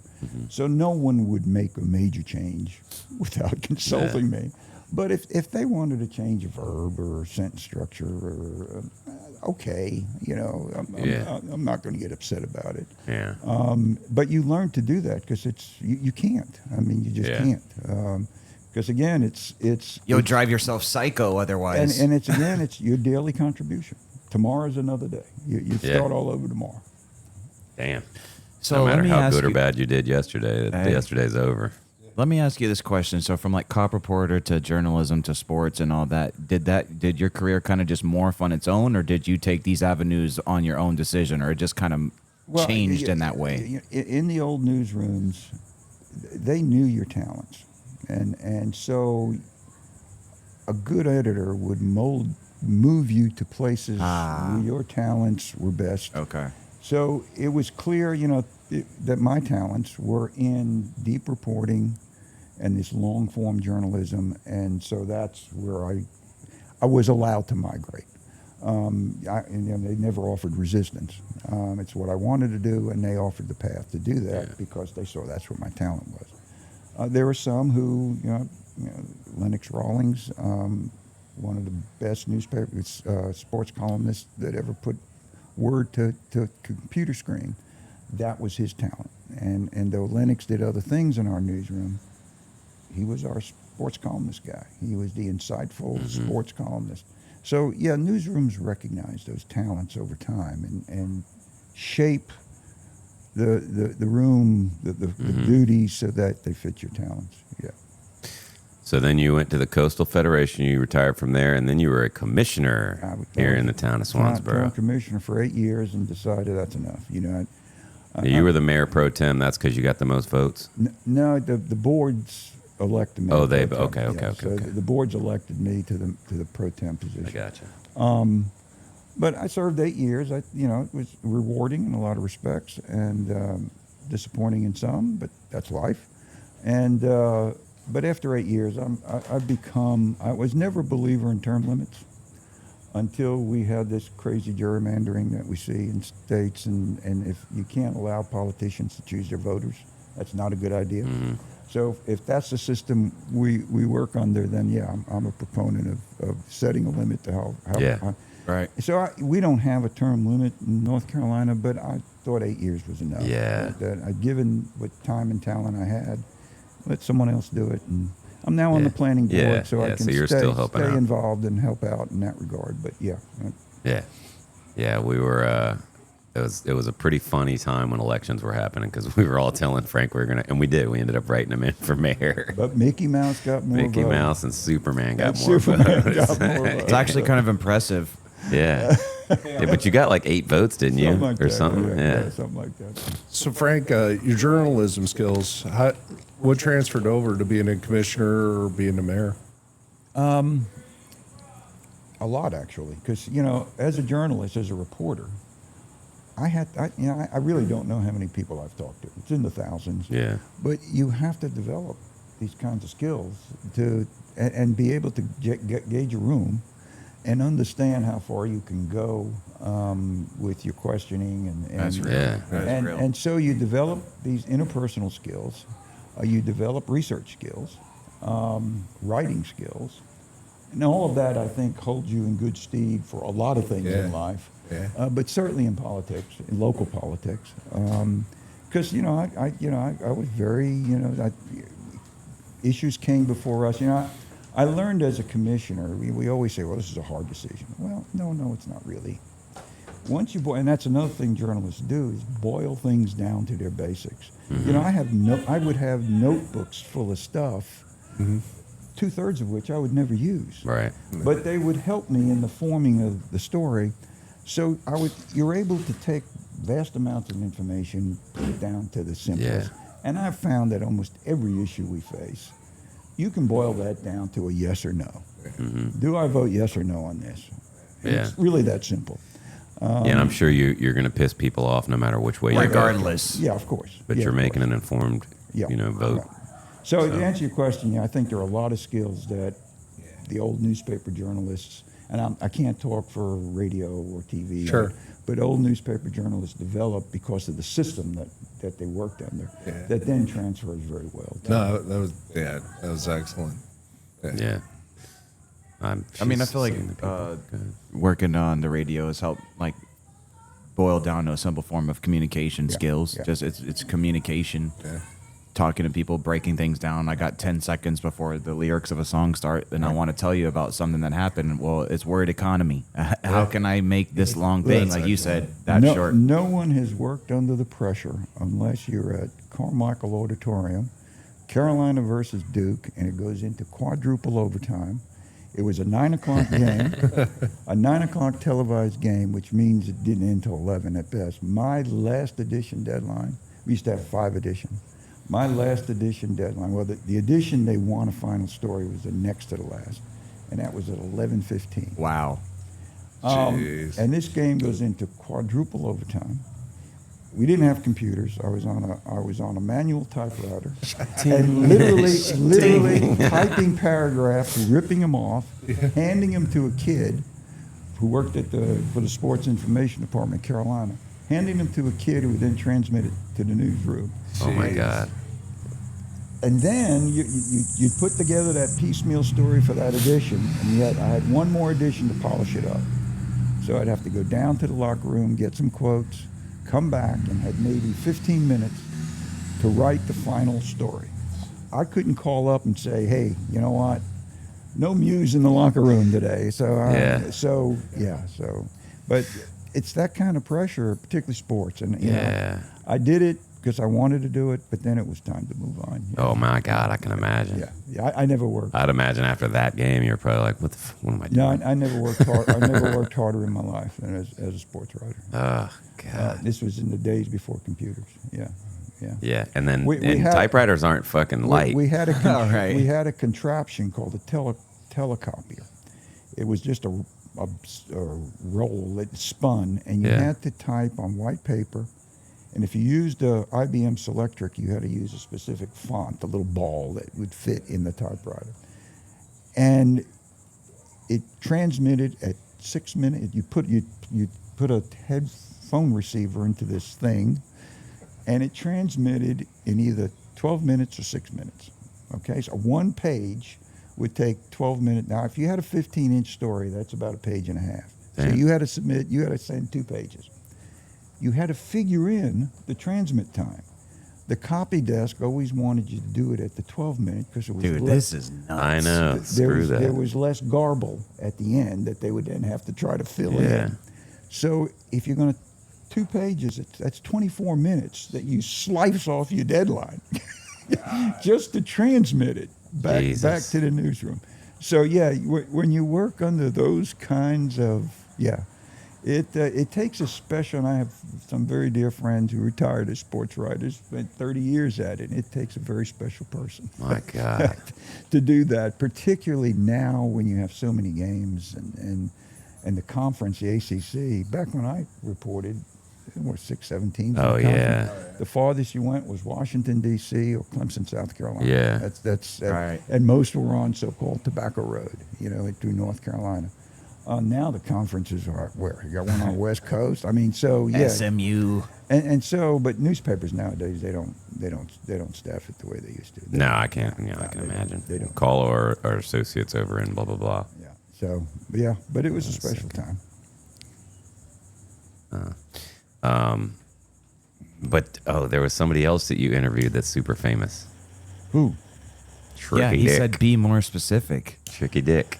Oh yeah, Dick Nixon, Richard Nixon. After his presidency. Yeah, after his presidency, for those of your young listeners who might not know, Nixon resigned in 74, I think, 73, 74, after Watergate. And he spent a long time in sort of hermitage in California. His bet place so. is California. Now, he was a disgraced president. Yeah. And so, but slowly he started to refurbish his reputation. And so here comes, it must have been the mid-90s, and he was speaking to the state Republican Party convention, which was in Winston-Salem. And again, I had 15 minutes. I didn't get rained out. Was it? I was going to say, was it raining? Luckily, because I think we probably wouldn't have gotten along. But I have to say, I spent his 15. You know, he's well practiced in dealing with. Yeah. So all his answers were clipped. He or his people had anticipated, you know, most of my questions, and I tried to throw him some zingers, and he just laughed and wouldn't answer them. So, you know, it went as I expected, sort of forma. But, yeah, I sat as close as you are to me, to Richard Nixon. That's pretty cool. I will tell you a Nixon story, though. I was working on Key Biscayne. This was in... Working on what? On the island of Key Biscayne. Oh, okay. Working for a little newspaper there in the mid-'70s. Nixon had, when he was president, he had what they called his Southern White House on Key Biscayne. He had a house on Bay Lane, which ran to the Biscayne Bay and dead-ended. And during his presidency, of course, it was secured. You know, it was fenced off, and there were cameras. And so then he resigns, and now the Secret Service says, well, we don't need to maintain this secure compound anymore. But the neighbors had gotten sort of used to this sort of seclusion, and they included some very wealthy people. Mm-hmm. One guy, Robert Abelknap, multimillionaire, and he invented the nozzle on a spray can. Jesus. Yeah. And so there were wealthy people who lived along Bay Lane who wanted the street. The Secret Service said, fine, but the county will have to pay for it. So that then became this year-long debate about whether to open Bay Lane. That's crazy, bro. So finally, the county decided, no, they weren't going to pay for it. So they opened Bay Lane. So the day Bay Lane opens, I lived 2 blocks away. I had a dog, Che, street dog from Greenville. He was part husky. And Che was a wonderful dog, except the other male dogs. Yeah. But we went out for a walk, and poor Che had to do his business. I said, no, Che. And I'm dragging him the 2 blocks to Bay Lane. Finally, I picked him up, and he was about 60 pounds. I picked him up because I didn't want him to poop before we got to Nixon's house. So I plopped him down on Nixon's front yard, and Che took a dump. And I had a picture, which I'm sorry I have never found, and it was just Che taking a dump. You couldn't see the house behind it, but I knew it was Nixon's house. So he took a dump on Nixon's front lawn. Oh, nice. That's insanity. You're not pooping before we get to Nixon. Hold it. That's my Nixon story. But that's not your only famous politician story, huh? RFK Jr. Yeah. Did you know he was this freaking famous? No. RFK Jr. When I worked at Coast Federation, I was a coastkeeper. We were members of the Waterkeepers Alliance, which is a national group who's done some very good work around the world. Right. Protecting streams and rivers, and RFK helped start that. He was a very successful environmental lawyer. It helped clean up the Hudson River. There's a lot to be said about RFK's legacy as an environmental protector. And that's what I knew him during this. I didn't know him. I mean, he would. You met him, though. I met him a couple of times because we'd have these conferences, and we'd have to go to the conference. Mm-hmm. His daddy was probably my last political hero. And I was very excited to meet him the first time. And I told him how much his father meant to me. And I remember, we won't get into the assassination story because I might tear up, but it's very vivid. Yeah, damn. And I got no reaction. I mean, oh yeah, he said. I'd gotten a picture that I had found in a bookstore in Boston of Kennedy, his daddy, Bob Kennedy, with him sitting on, and he was probably 3 or 4 years old. Yeah. Sitting on his you. lap, and gave it to him, and he took it and said, "Yeah, I think this is in the family collection or something." But Couldn't be bothered. Just, yeah, and he traveled around with an entourage of waterkeepers that adored him, and it was very cliquish and clannish, and I stopped going to the conferences because I just didn't feel comfortable in them. Yeah. But yeah, I knew nothing about his stance on vaccinations or what he did with roadkill. I knew nothing of that. Yeah. But he was very standoffish, not very personable, not very welcoming to someone outside the circle. And so, yeah, I didn't come away with a good impression. Yeah, my mom said he used to chase her around with like a 4-wheeler or something. What's up? Oh, crap. Is it dead? Not yet. I got you. We didn't do that, huh? We did not do that. Yeah, she grew up in Northern Virginia. So. Northern Virginia. Plugging in the camera, folks. It's not dead yet. Good thing I looked over there. It's getting close. Thank you.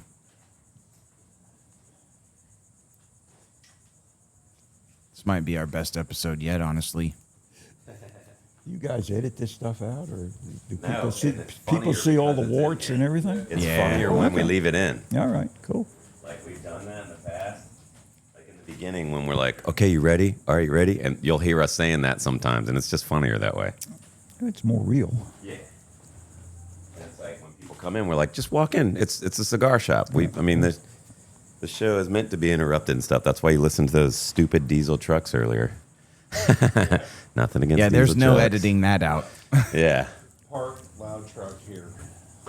Loud truck, park right here during podcast. Well, it's like he starts it up and then walks Yeah. away. He went to It's get like, inside to go to dude. his damn to-go order. Yeah. Yeah. Enjoying the air conditioning. In Daddy's truck. Anyway. It's okay. Man. No, that was cool, but that's not. Well, I guess you don't want to tell that story, do you? Which one? With pants. You don't have to. He had asked one of the female coworkers to go find some place to iron his pants. Oh, Lord. He was given when we started the Coast Keeper program here, he was to come and give it was a fundraiser thing, and it took months to get him to come. And when he finally did come, and in his hotel room, he takes his pants off and asks one of the female coworkers to go find some place where he can iron his pants. What a dick. Yeah. Oh, people, man, some people that get famous or they've been famous their whole life, like him. Yeah. You don't know any They, other they're way. raised that way. As I They say, don't- you know, so some people learn to handle fame well, and others don't. So. No, I couldn't imagine, man. I think about that when you see like asshole, famous people. Like, dude, you wanted to be famous at one point in your life. You wanted to be to this position, and now you're pissed Yeah. because people are trying to get their freaking autograph. Like, That you just can't doesn't be make any sense. bothered almost. It's like, Yeah. dang, dude. Yeah. No, that's. But I mean, my like, thoughts think on the about matter. it though. Like, imagine like you're sitting with your wife and your kids, and then like somebody walks up to you in the Yeah. restaurant while you're mid bite of your steak, and they're like, "Hey, man, can you?" Blah, blah, blah. Yeah, no, I get that too, and that's why I wouldn't. Like, I ever- do agree. There's a time and a place. You know.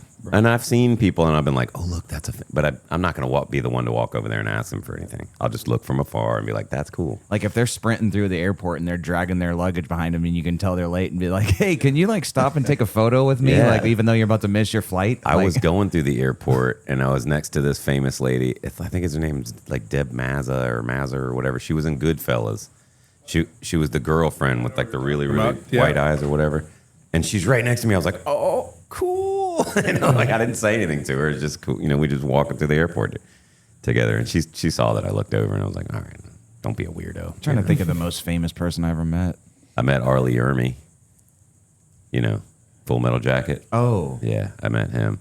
We graduated from recruiter school and drill instructor school at the same graduation day. So we were at the little on base there in San Diego. There's a bar where everybody went, and I grabbed my beers and I turned around and there he is. And I'm like, oh my God, how you doing? What's up? It's you. And we sat there and had a beer together for like 10 minutes, just talking, shooting the shit. And he was just like he is on the movies.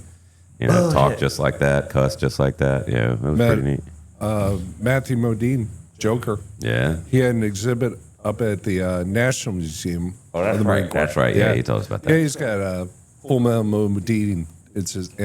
He was totally cool. Spent the whole weekend there. He didn't was really awesome. like. He's probably most known from Full Metal Jacket. I mean, he did other stuff, but like, he's Joker from Full Metal Jacket. Yeah. Is I'm that trying you, to think John about Wayne? maybe Stranger Things or something like that. Is Joker the dude with the glasses? Yeah. Yeah. Marine Corps actually made him an honorary journalist.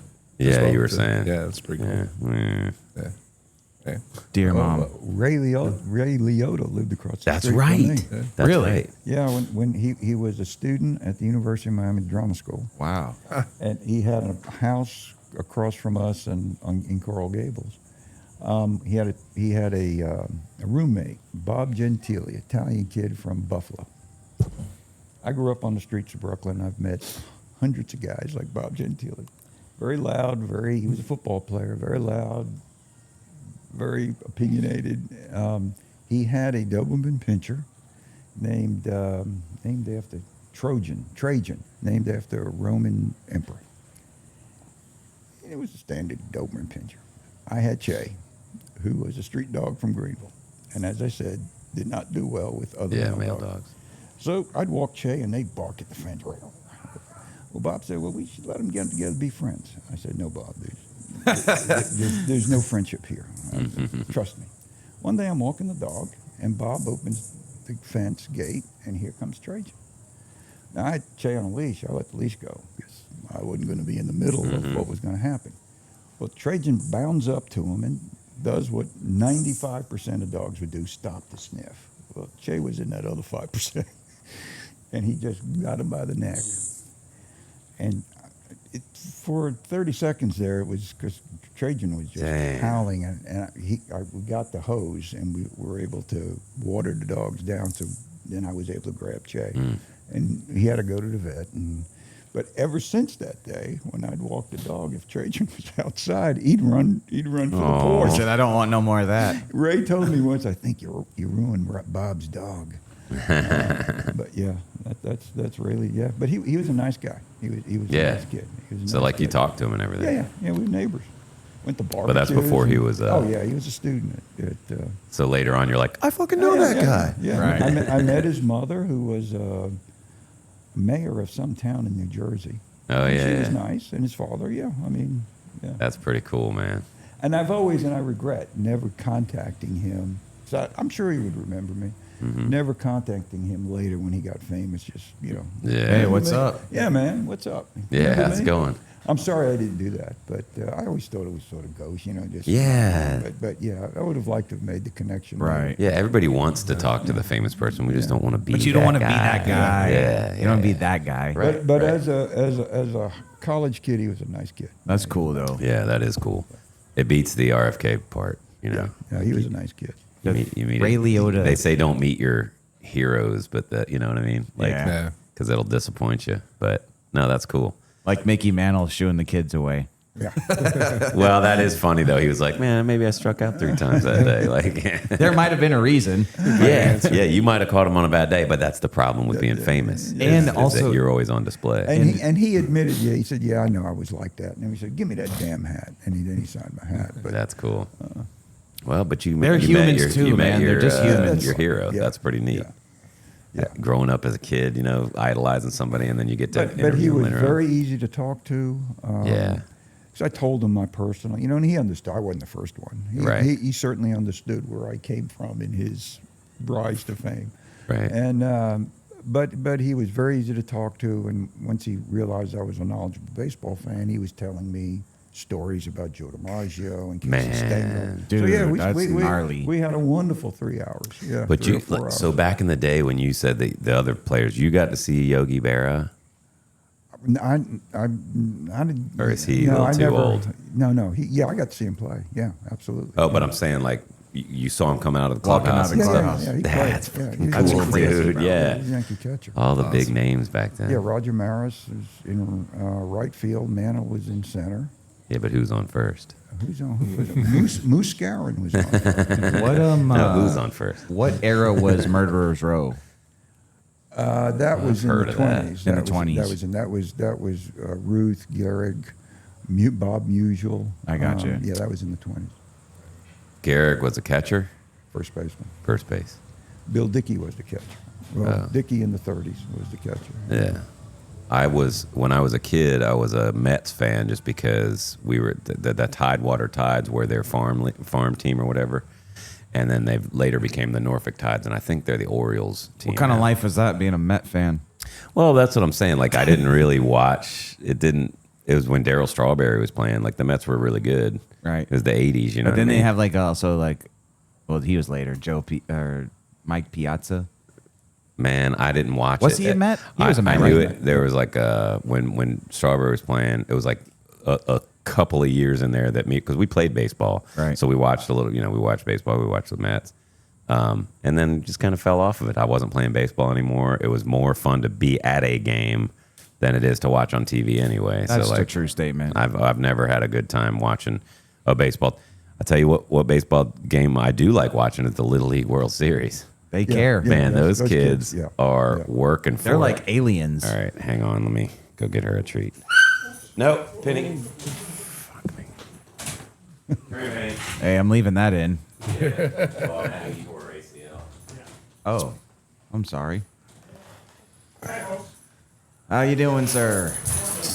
Good. Speaking of dogs reacting, So, Frank, funny story about me about why I didn't play baseball when I was like 5 or 6 years old, probably 7 years old. When I played t-ball, running to first, I was at practice and I'm running to first, and I go to look if I'm gonna beat the play. I look and see where the ball's coming from, and right in my mouth, knocked my 2 front teeth out. Yeah. So after that, I stayed on the team, but I wasn't really motivated to Right. continue That's another season. Perfectly understandable. I was like, I'm okay with it. And you weren't alone. Yeah, you weren't alone. I had when I was in high school, had a baseball coach, Brother Donnelly. I went to a Jesuit high school in Brooklyn, and they had a very legendary reputation as a baseball school. And Brother Donnelly was the coach, and I played third base. And Donnelly once asked me, he says, "Mr. Tursi, why did God give you a body?"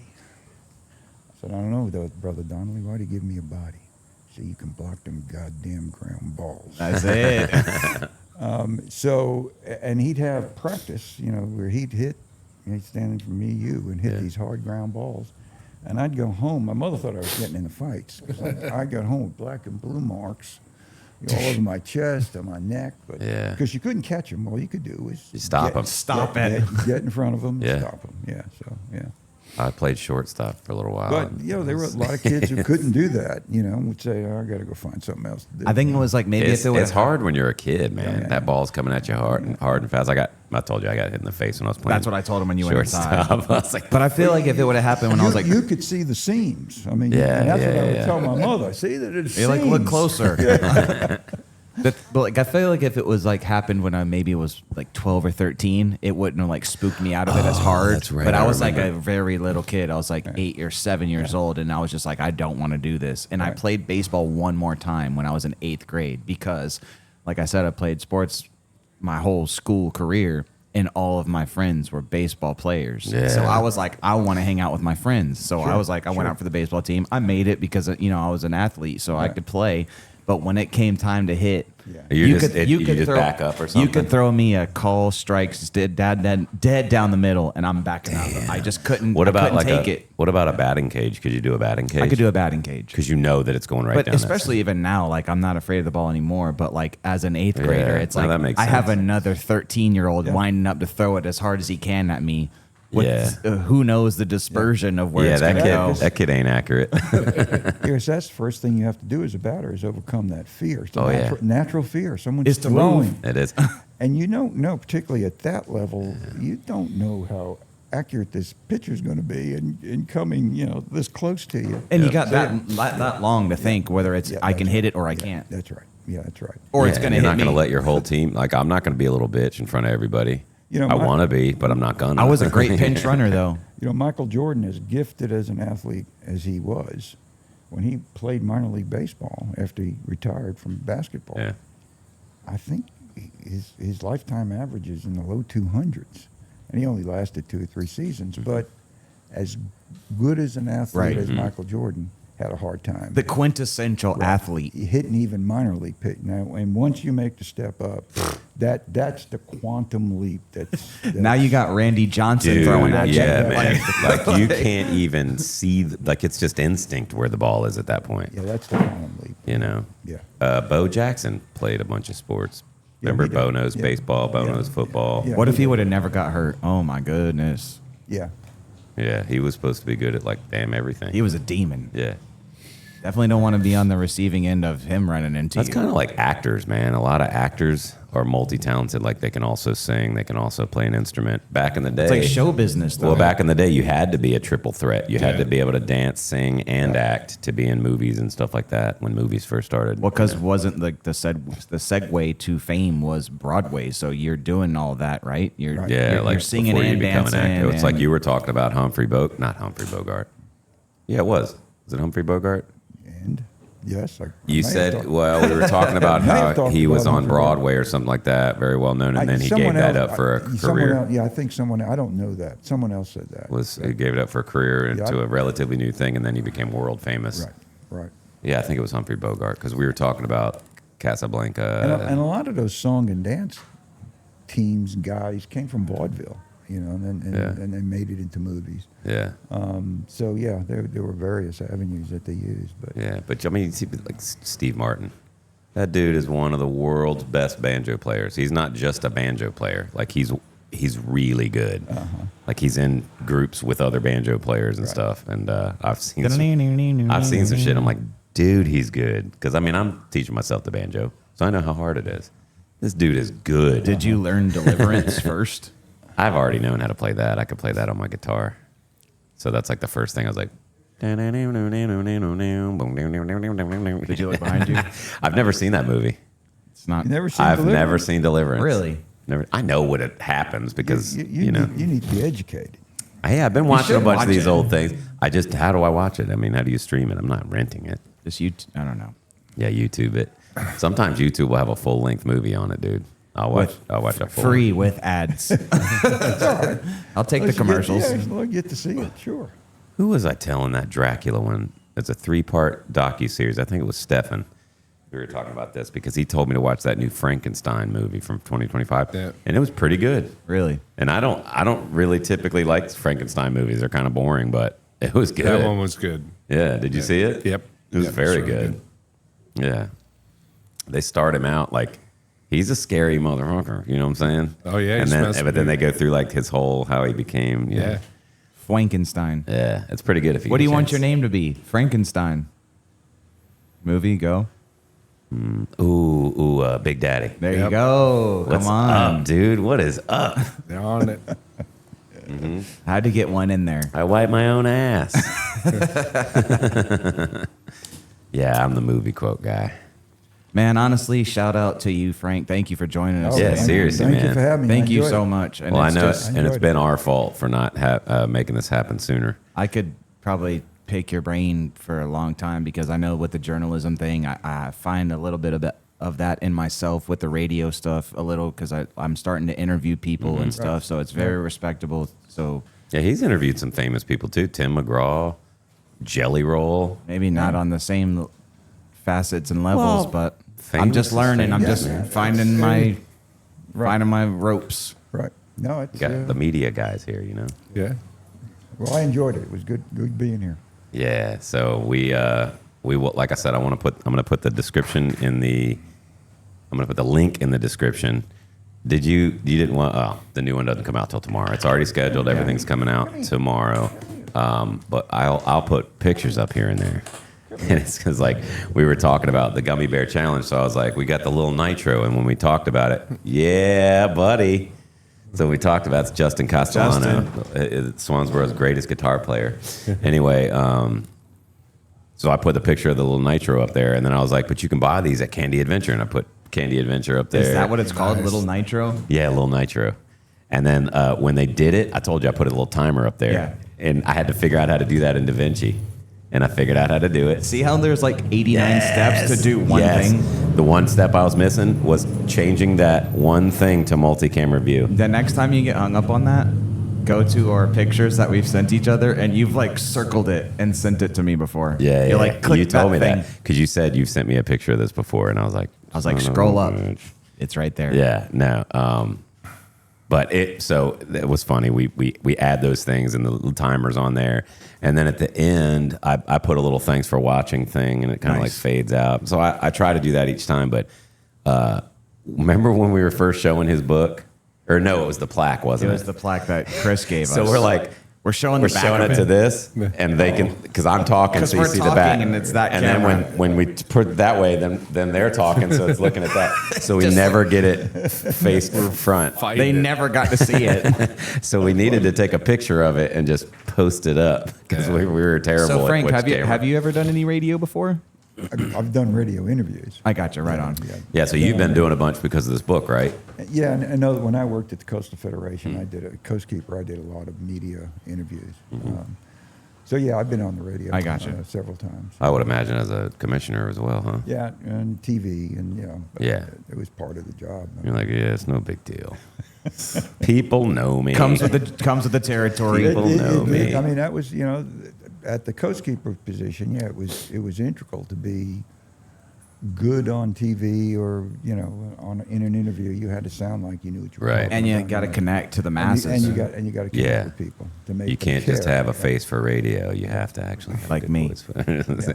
Well, I always get comments, and people are always like, "Man, you ever thought about being?" I was like, "Yeah." As a matter of fact, my co-host is on the radio, and we do a They're podcast. like, yeah, the drunk douche Yeah. next to me is What the actually hell on the happened to radio. your arm? Carrying a tent. Look, I carrying got a that tent. happening right there. Oh, speaking of which, real quick, while we've got 9 minutes left, tell me about your trip.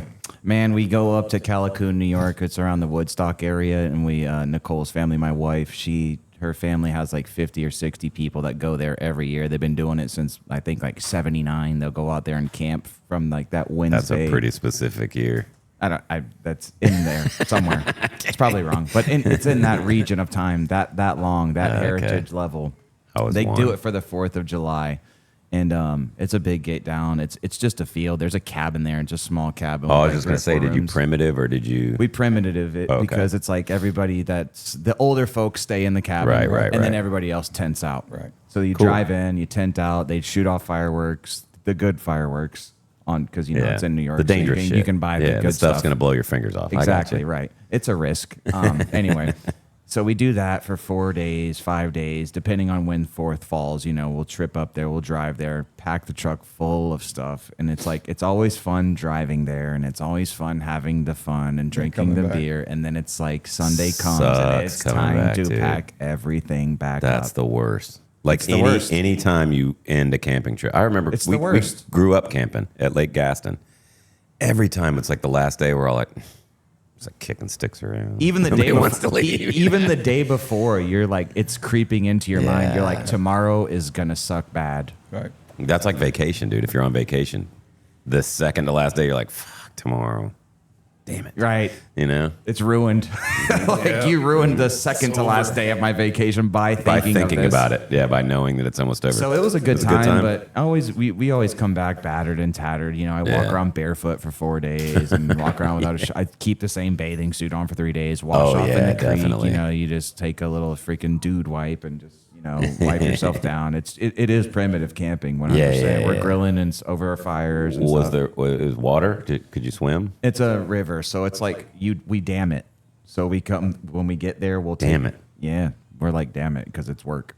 So exactly. Stack the rocks up, so it creates like a little deep area that becomes waist deep, and then But as it stands, it's probably shin deep before you dam it. And then you dam it, and it gets deep. But it's gross river water. I got you. It's flowing though. It's fresh. It's like, not a lake where you're in the cove and you get to just go like out once there you and swim. dam it, you can like really see like fish are swimming through there. And it's pretty clear. It's as clear as it can get. I hear you. And it's nice and crisp and cool. It's not like bathwater at the beach in the summertime. So they is it somebody's house up? Somebody owns a cabin up there. Is that why you go So up there? there's like a family like delegation of like 4 or 5 people that own that land. So they just go there to camp. It's not like a sustainable house. I think they turn the power off when they leave and all that stuff. Well, you know, we were planning earlier this year. We were talking about going to Idaho. That's right. Whoever wanted to go from the shop, because Cody's from there, and Shell has been out there, and there's a cabin that Shell's friend owns, and we were going to rent it and all this stuff. Cody has some stuff he's still dealing with. a Court. little bit. He's injured. Well, and now he's injured. In October or sometime around there, our second part of the year trip is up to Ed's family's cabin. They have a cabin. Maine?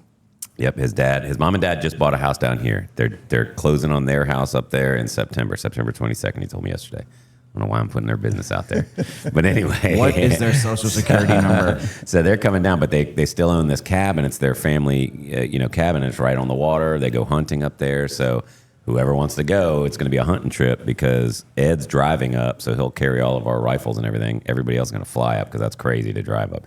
I told him I might ride with him just so Another he doesn't have to be alone. downward facet of traveling to New York in a truck with camping stuff. Right. So drive. And I don't want him to have to be alone on a drive by himself. So I'll probably just, all right, I'll go with you and we'll have fun and all that shit. But we're going to do like a week at that cabin. That's gonna be sick. And it's going to be cool. like, cold out, nice and cold. We're gonna go Are you fishing. taking and Penny? No way. Because we're hunting. I would be scared. She'd scare everything away. No, You're being too Penny can't loud. go. Yeah, I'm going to have my mom watch her for a week. Maybe I'll have her bring her up here just so she still gets her fill of the cigar shop. Go say hi to everybody Somewhat real like quick. normal. I'm telling you, dude, she barks at me when I go to put bags in the car. If her bag's not in the car, she's barking at the door. She's She knows. mad at me. She knows. Yeah. She knows she ain't coming. Yeah, and all she's doing is that right Slumping. there. Yeah, and if she's at home, I ask my mom, "How's Penny?" She's fine. She's sleeping. What are you talking about? I'm like, I know she'd be sleeping here too. But You know, at least, like normal? At least she knows she's with Daddy. You know. True that. So, and she loves everybody up here, so she knows who to. Which, by the way, I need to remember to get some treats because I just gave the last 2 out. So, All right. but yeah, that was good. Frank. Again, thanks for coming on, thank you man. so much. Chris, Seriously. thanks for being on too. I know that it was Thanks, the Chris. Frank episode, but still, No. I mean, Hey. it was a good one in my opinion. I love sitting around the table because I always get to hear all these stories anyway, and it's like I'm grateful that I got to have these conversations with you, man, for sure. Yeah, I love to tell a story, whether they're yeah, true or but not. Whether they're I was true or gonna not. say wait a minute, you would have told us before if you knew that famous person because you heard us talking about him one time, but. No, it's incredible the career you've had, and also Much respect. the books, man. This is so cool. And again, I pick his brain all the time when I was writing my book, and I'm self-published. I was writing mine, and I would pick his brain because, I haven't been writing for 30, 40 years. So if I'm thinking about maybe I'm repeating myself too much, or maybe I'm quoting something improperly. And I was just telling you the other day, I was reading Lord of the Flies, and you can't tell who's talking because they're just quote one person after another, things like that. And so he would just give me what he does is he writes on Some inside baseball, Substack. if you will. So yeah, Substack, and it's good, man. And it's like, damn, I got some work to do. Shit. Yeah, I retired as a journalist, but you don't retire as a writer. You don't. Yeah. Right. Well said. And it's the way I that's express so- myself, and it's the best way I express myself. So I started Substack. I used to Yeah. put that stuff on Facebook. That's become a sewer. Yeah, it really Oh, has. Lord, it has. is. But I listen. It really Substack's is. cool, man. Yeah, Substack When is you very- told me what- about that, what- yeah. What is Substack. that before we get out of here? What is that? It's like a blog. It's a blog. Okay. And it doesn't unless you and I don't charge. You don't anything. have to. Yeah, you just write I don't- articles. If you don't charge, they don't charge you. Is it something that I can follow you on if I make an account? Yeah, I follow him. Yeah. I'll have to check that out for sure. Yeah. What's funny is I'll get emails about it from other people with weird names, and I'm like, I've never followed that person. I don't know why I'm getting that, but Right. I get yours. It tells me when your stuff's on there because I'm subscribed to you, and I started writing on there just versions of a chapter of one of my books or something like that. I'll put a little article out talking about emotional intelligence or whatever. But yeah, it wasn't until Frank told me about that I was like, damn, that's kind of cool because you want to write. You wanna Especially I've always wanted to write. Whenever I wrote my first, I just always wanted to write a novel. Now, have you ever thought about doing fiction? I have, but I've always found to be nonfiction stranger than fiction. Yeah. And so, it's always what it's what I've spent most of my life doing. Right. So, the people the stories that people tell, a lot of them you can't make up. Right. I understand that. And no one would believe you. And that's what Yeah. makes it a cool story, you know. It's a cool story, bro. Yeah. So I've stuck to what I know. And writers should always write about what they know. And, Yeah. And so, Substack is just, if you're a writer, you also want to write for an audience. You know, you don't want to write for yourself. You just Right. Otherwise, it's a journal. And do you mind if we put your Substack on here as well, just so not people at can all. find your articles and Not at all. stuff? And I write It's not only about, it's not only about baseball. I was just going to say, it's not only about baseball. you recently got rid of a good friend of yours. That's right. I write about, and you wrote about it, the truck. Yeah, I write about anything. He got this old truck or whatever because he's had this truck for years, and he used to take the kayak out on it. And the first time he has to take the kayak with the Tahoe, Suburban. I always say Tahoe. You fuck something up, right? Your garage door. I ran into the garage door. Yeah, and then the second time you went out, I think you broke your leg, right? Yeah, Your second hip. time I went out and broke my hip. So there you go. I should have kept the old Toyota. Yeah, you see, it was getting rid of that truck. It was getting rid of That the just truck. started your downhill. Yeah, but freaking. I write about all kinds. That's cool. I know, yeah. But the detail you put in, like a lot of times, it's like it might be an old man that you knew that told great stories, and then you'll tell about his life or whatever. Just the storyteller in you, it's really cool. Well, thank you. But yeah, look at fiction, man. Fiction's fun because you can just make up whatever you want. It's fun. I enjoyed it, but I need you to sign this. I'll do it. And we here at the cigar shop, we all like support each other and get each other's books and everything like that. And I think it's awesome. And I also think George ought to have like a stack of them in there and be like, yeah, we got an author right here, like sell the book, whatever. But 100%. It's called Tar Heel Boys of Summer. Frank Tursi. Frank, what's the V stand for? Is it Vincent? Vincent. I knew it. Nice. My name is actually Francesco Vincenzo. I remember you saying that it's a different, yeah. That's the Americanized version. Yeah. I go by Frank. Yeah. Well, Francesco, that's fun to say. Francisco. Fandrisk. Hey, what's that thing you taught me how to say? Capo Capo di tutte capi. Capo di tutte capi. It's a great godfather of all godfathers. That's right. It's a mafia term. It literally means head of all heads. But it referred to the dean of the don of the five families. Which you got to wait till next episode to tell that story. Understand. I can tell a story about that. Yeah, there's a story, but you got to wait for that. We're not giving that one out for free. That one's going. That's on Substack. You can find that story. Is it? Yeah. Okay, I know the story. Awesome. It's a good freaking story. I'm gonna make an account. I'm gonna follow you for sure. You can find it on You can follow me too, dude. All right, fine. Anyway, all right, we ready for some final thoughts? Let's do it. TK, final thoughts. Final thoughts, Frank. Thanks for joining us, man. Seriously, it was awesome. Let's be real. Let's call a spade a spade. 2 hours wasn't enough. You know, Appreciate it, man. much respect on a great career and still continuing writing, and just an honor to be in the presence of you, man. Appreciate it, man. Thank you very much. Thanks for joining us. Frank, final thoughts. Thank you, guys. It was fun, and thanks for the kind words. Absolutely. Yeah, man. Chris. So the scariest words out of a Marine officer's mouth is I have an idea. So after we turn off the mics, I'm putting in an event together, and I want you to be a part of it, Frank. So Is it the event I think? Okay. Yeah. It's a good one. Yeah. Listen to him. Yeah. And my final thoughts again. Yeah, Frank. Thanks for coming on, man. Obviously, he's one of the regulars here at the cigar shop, so he's a friend of ours that we see all the time. Anyway, but I wanted to introduce him to our entire world of followers and all 167 of you, and we're growing. But these kinds of things, man, when you can talk about cool crap that's different. I mean, this is the kind of stuff we talk about in the cigar shop. When you can talk about writing or interviewing super famous people, or not even famous people, or the struggles of growing up in small town Greensboro or Greensville back then, where you're working at some mill and working. You know, your dream is to play baseball, but you can't afford to because you got to have a job still. Yeah. Those are the kind of cool stories that you'll see in this book. So check out the book. Link Tar in the Heel description. Boys of Summer. And we'll see you next time. This is the Hot Ashes Podcast. Oh, yeah.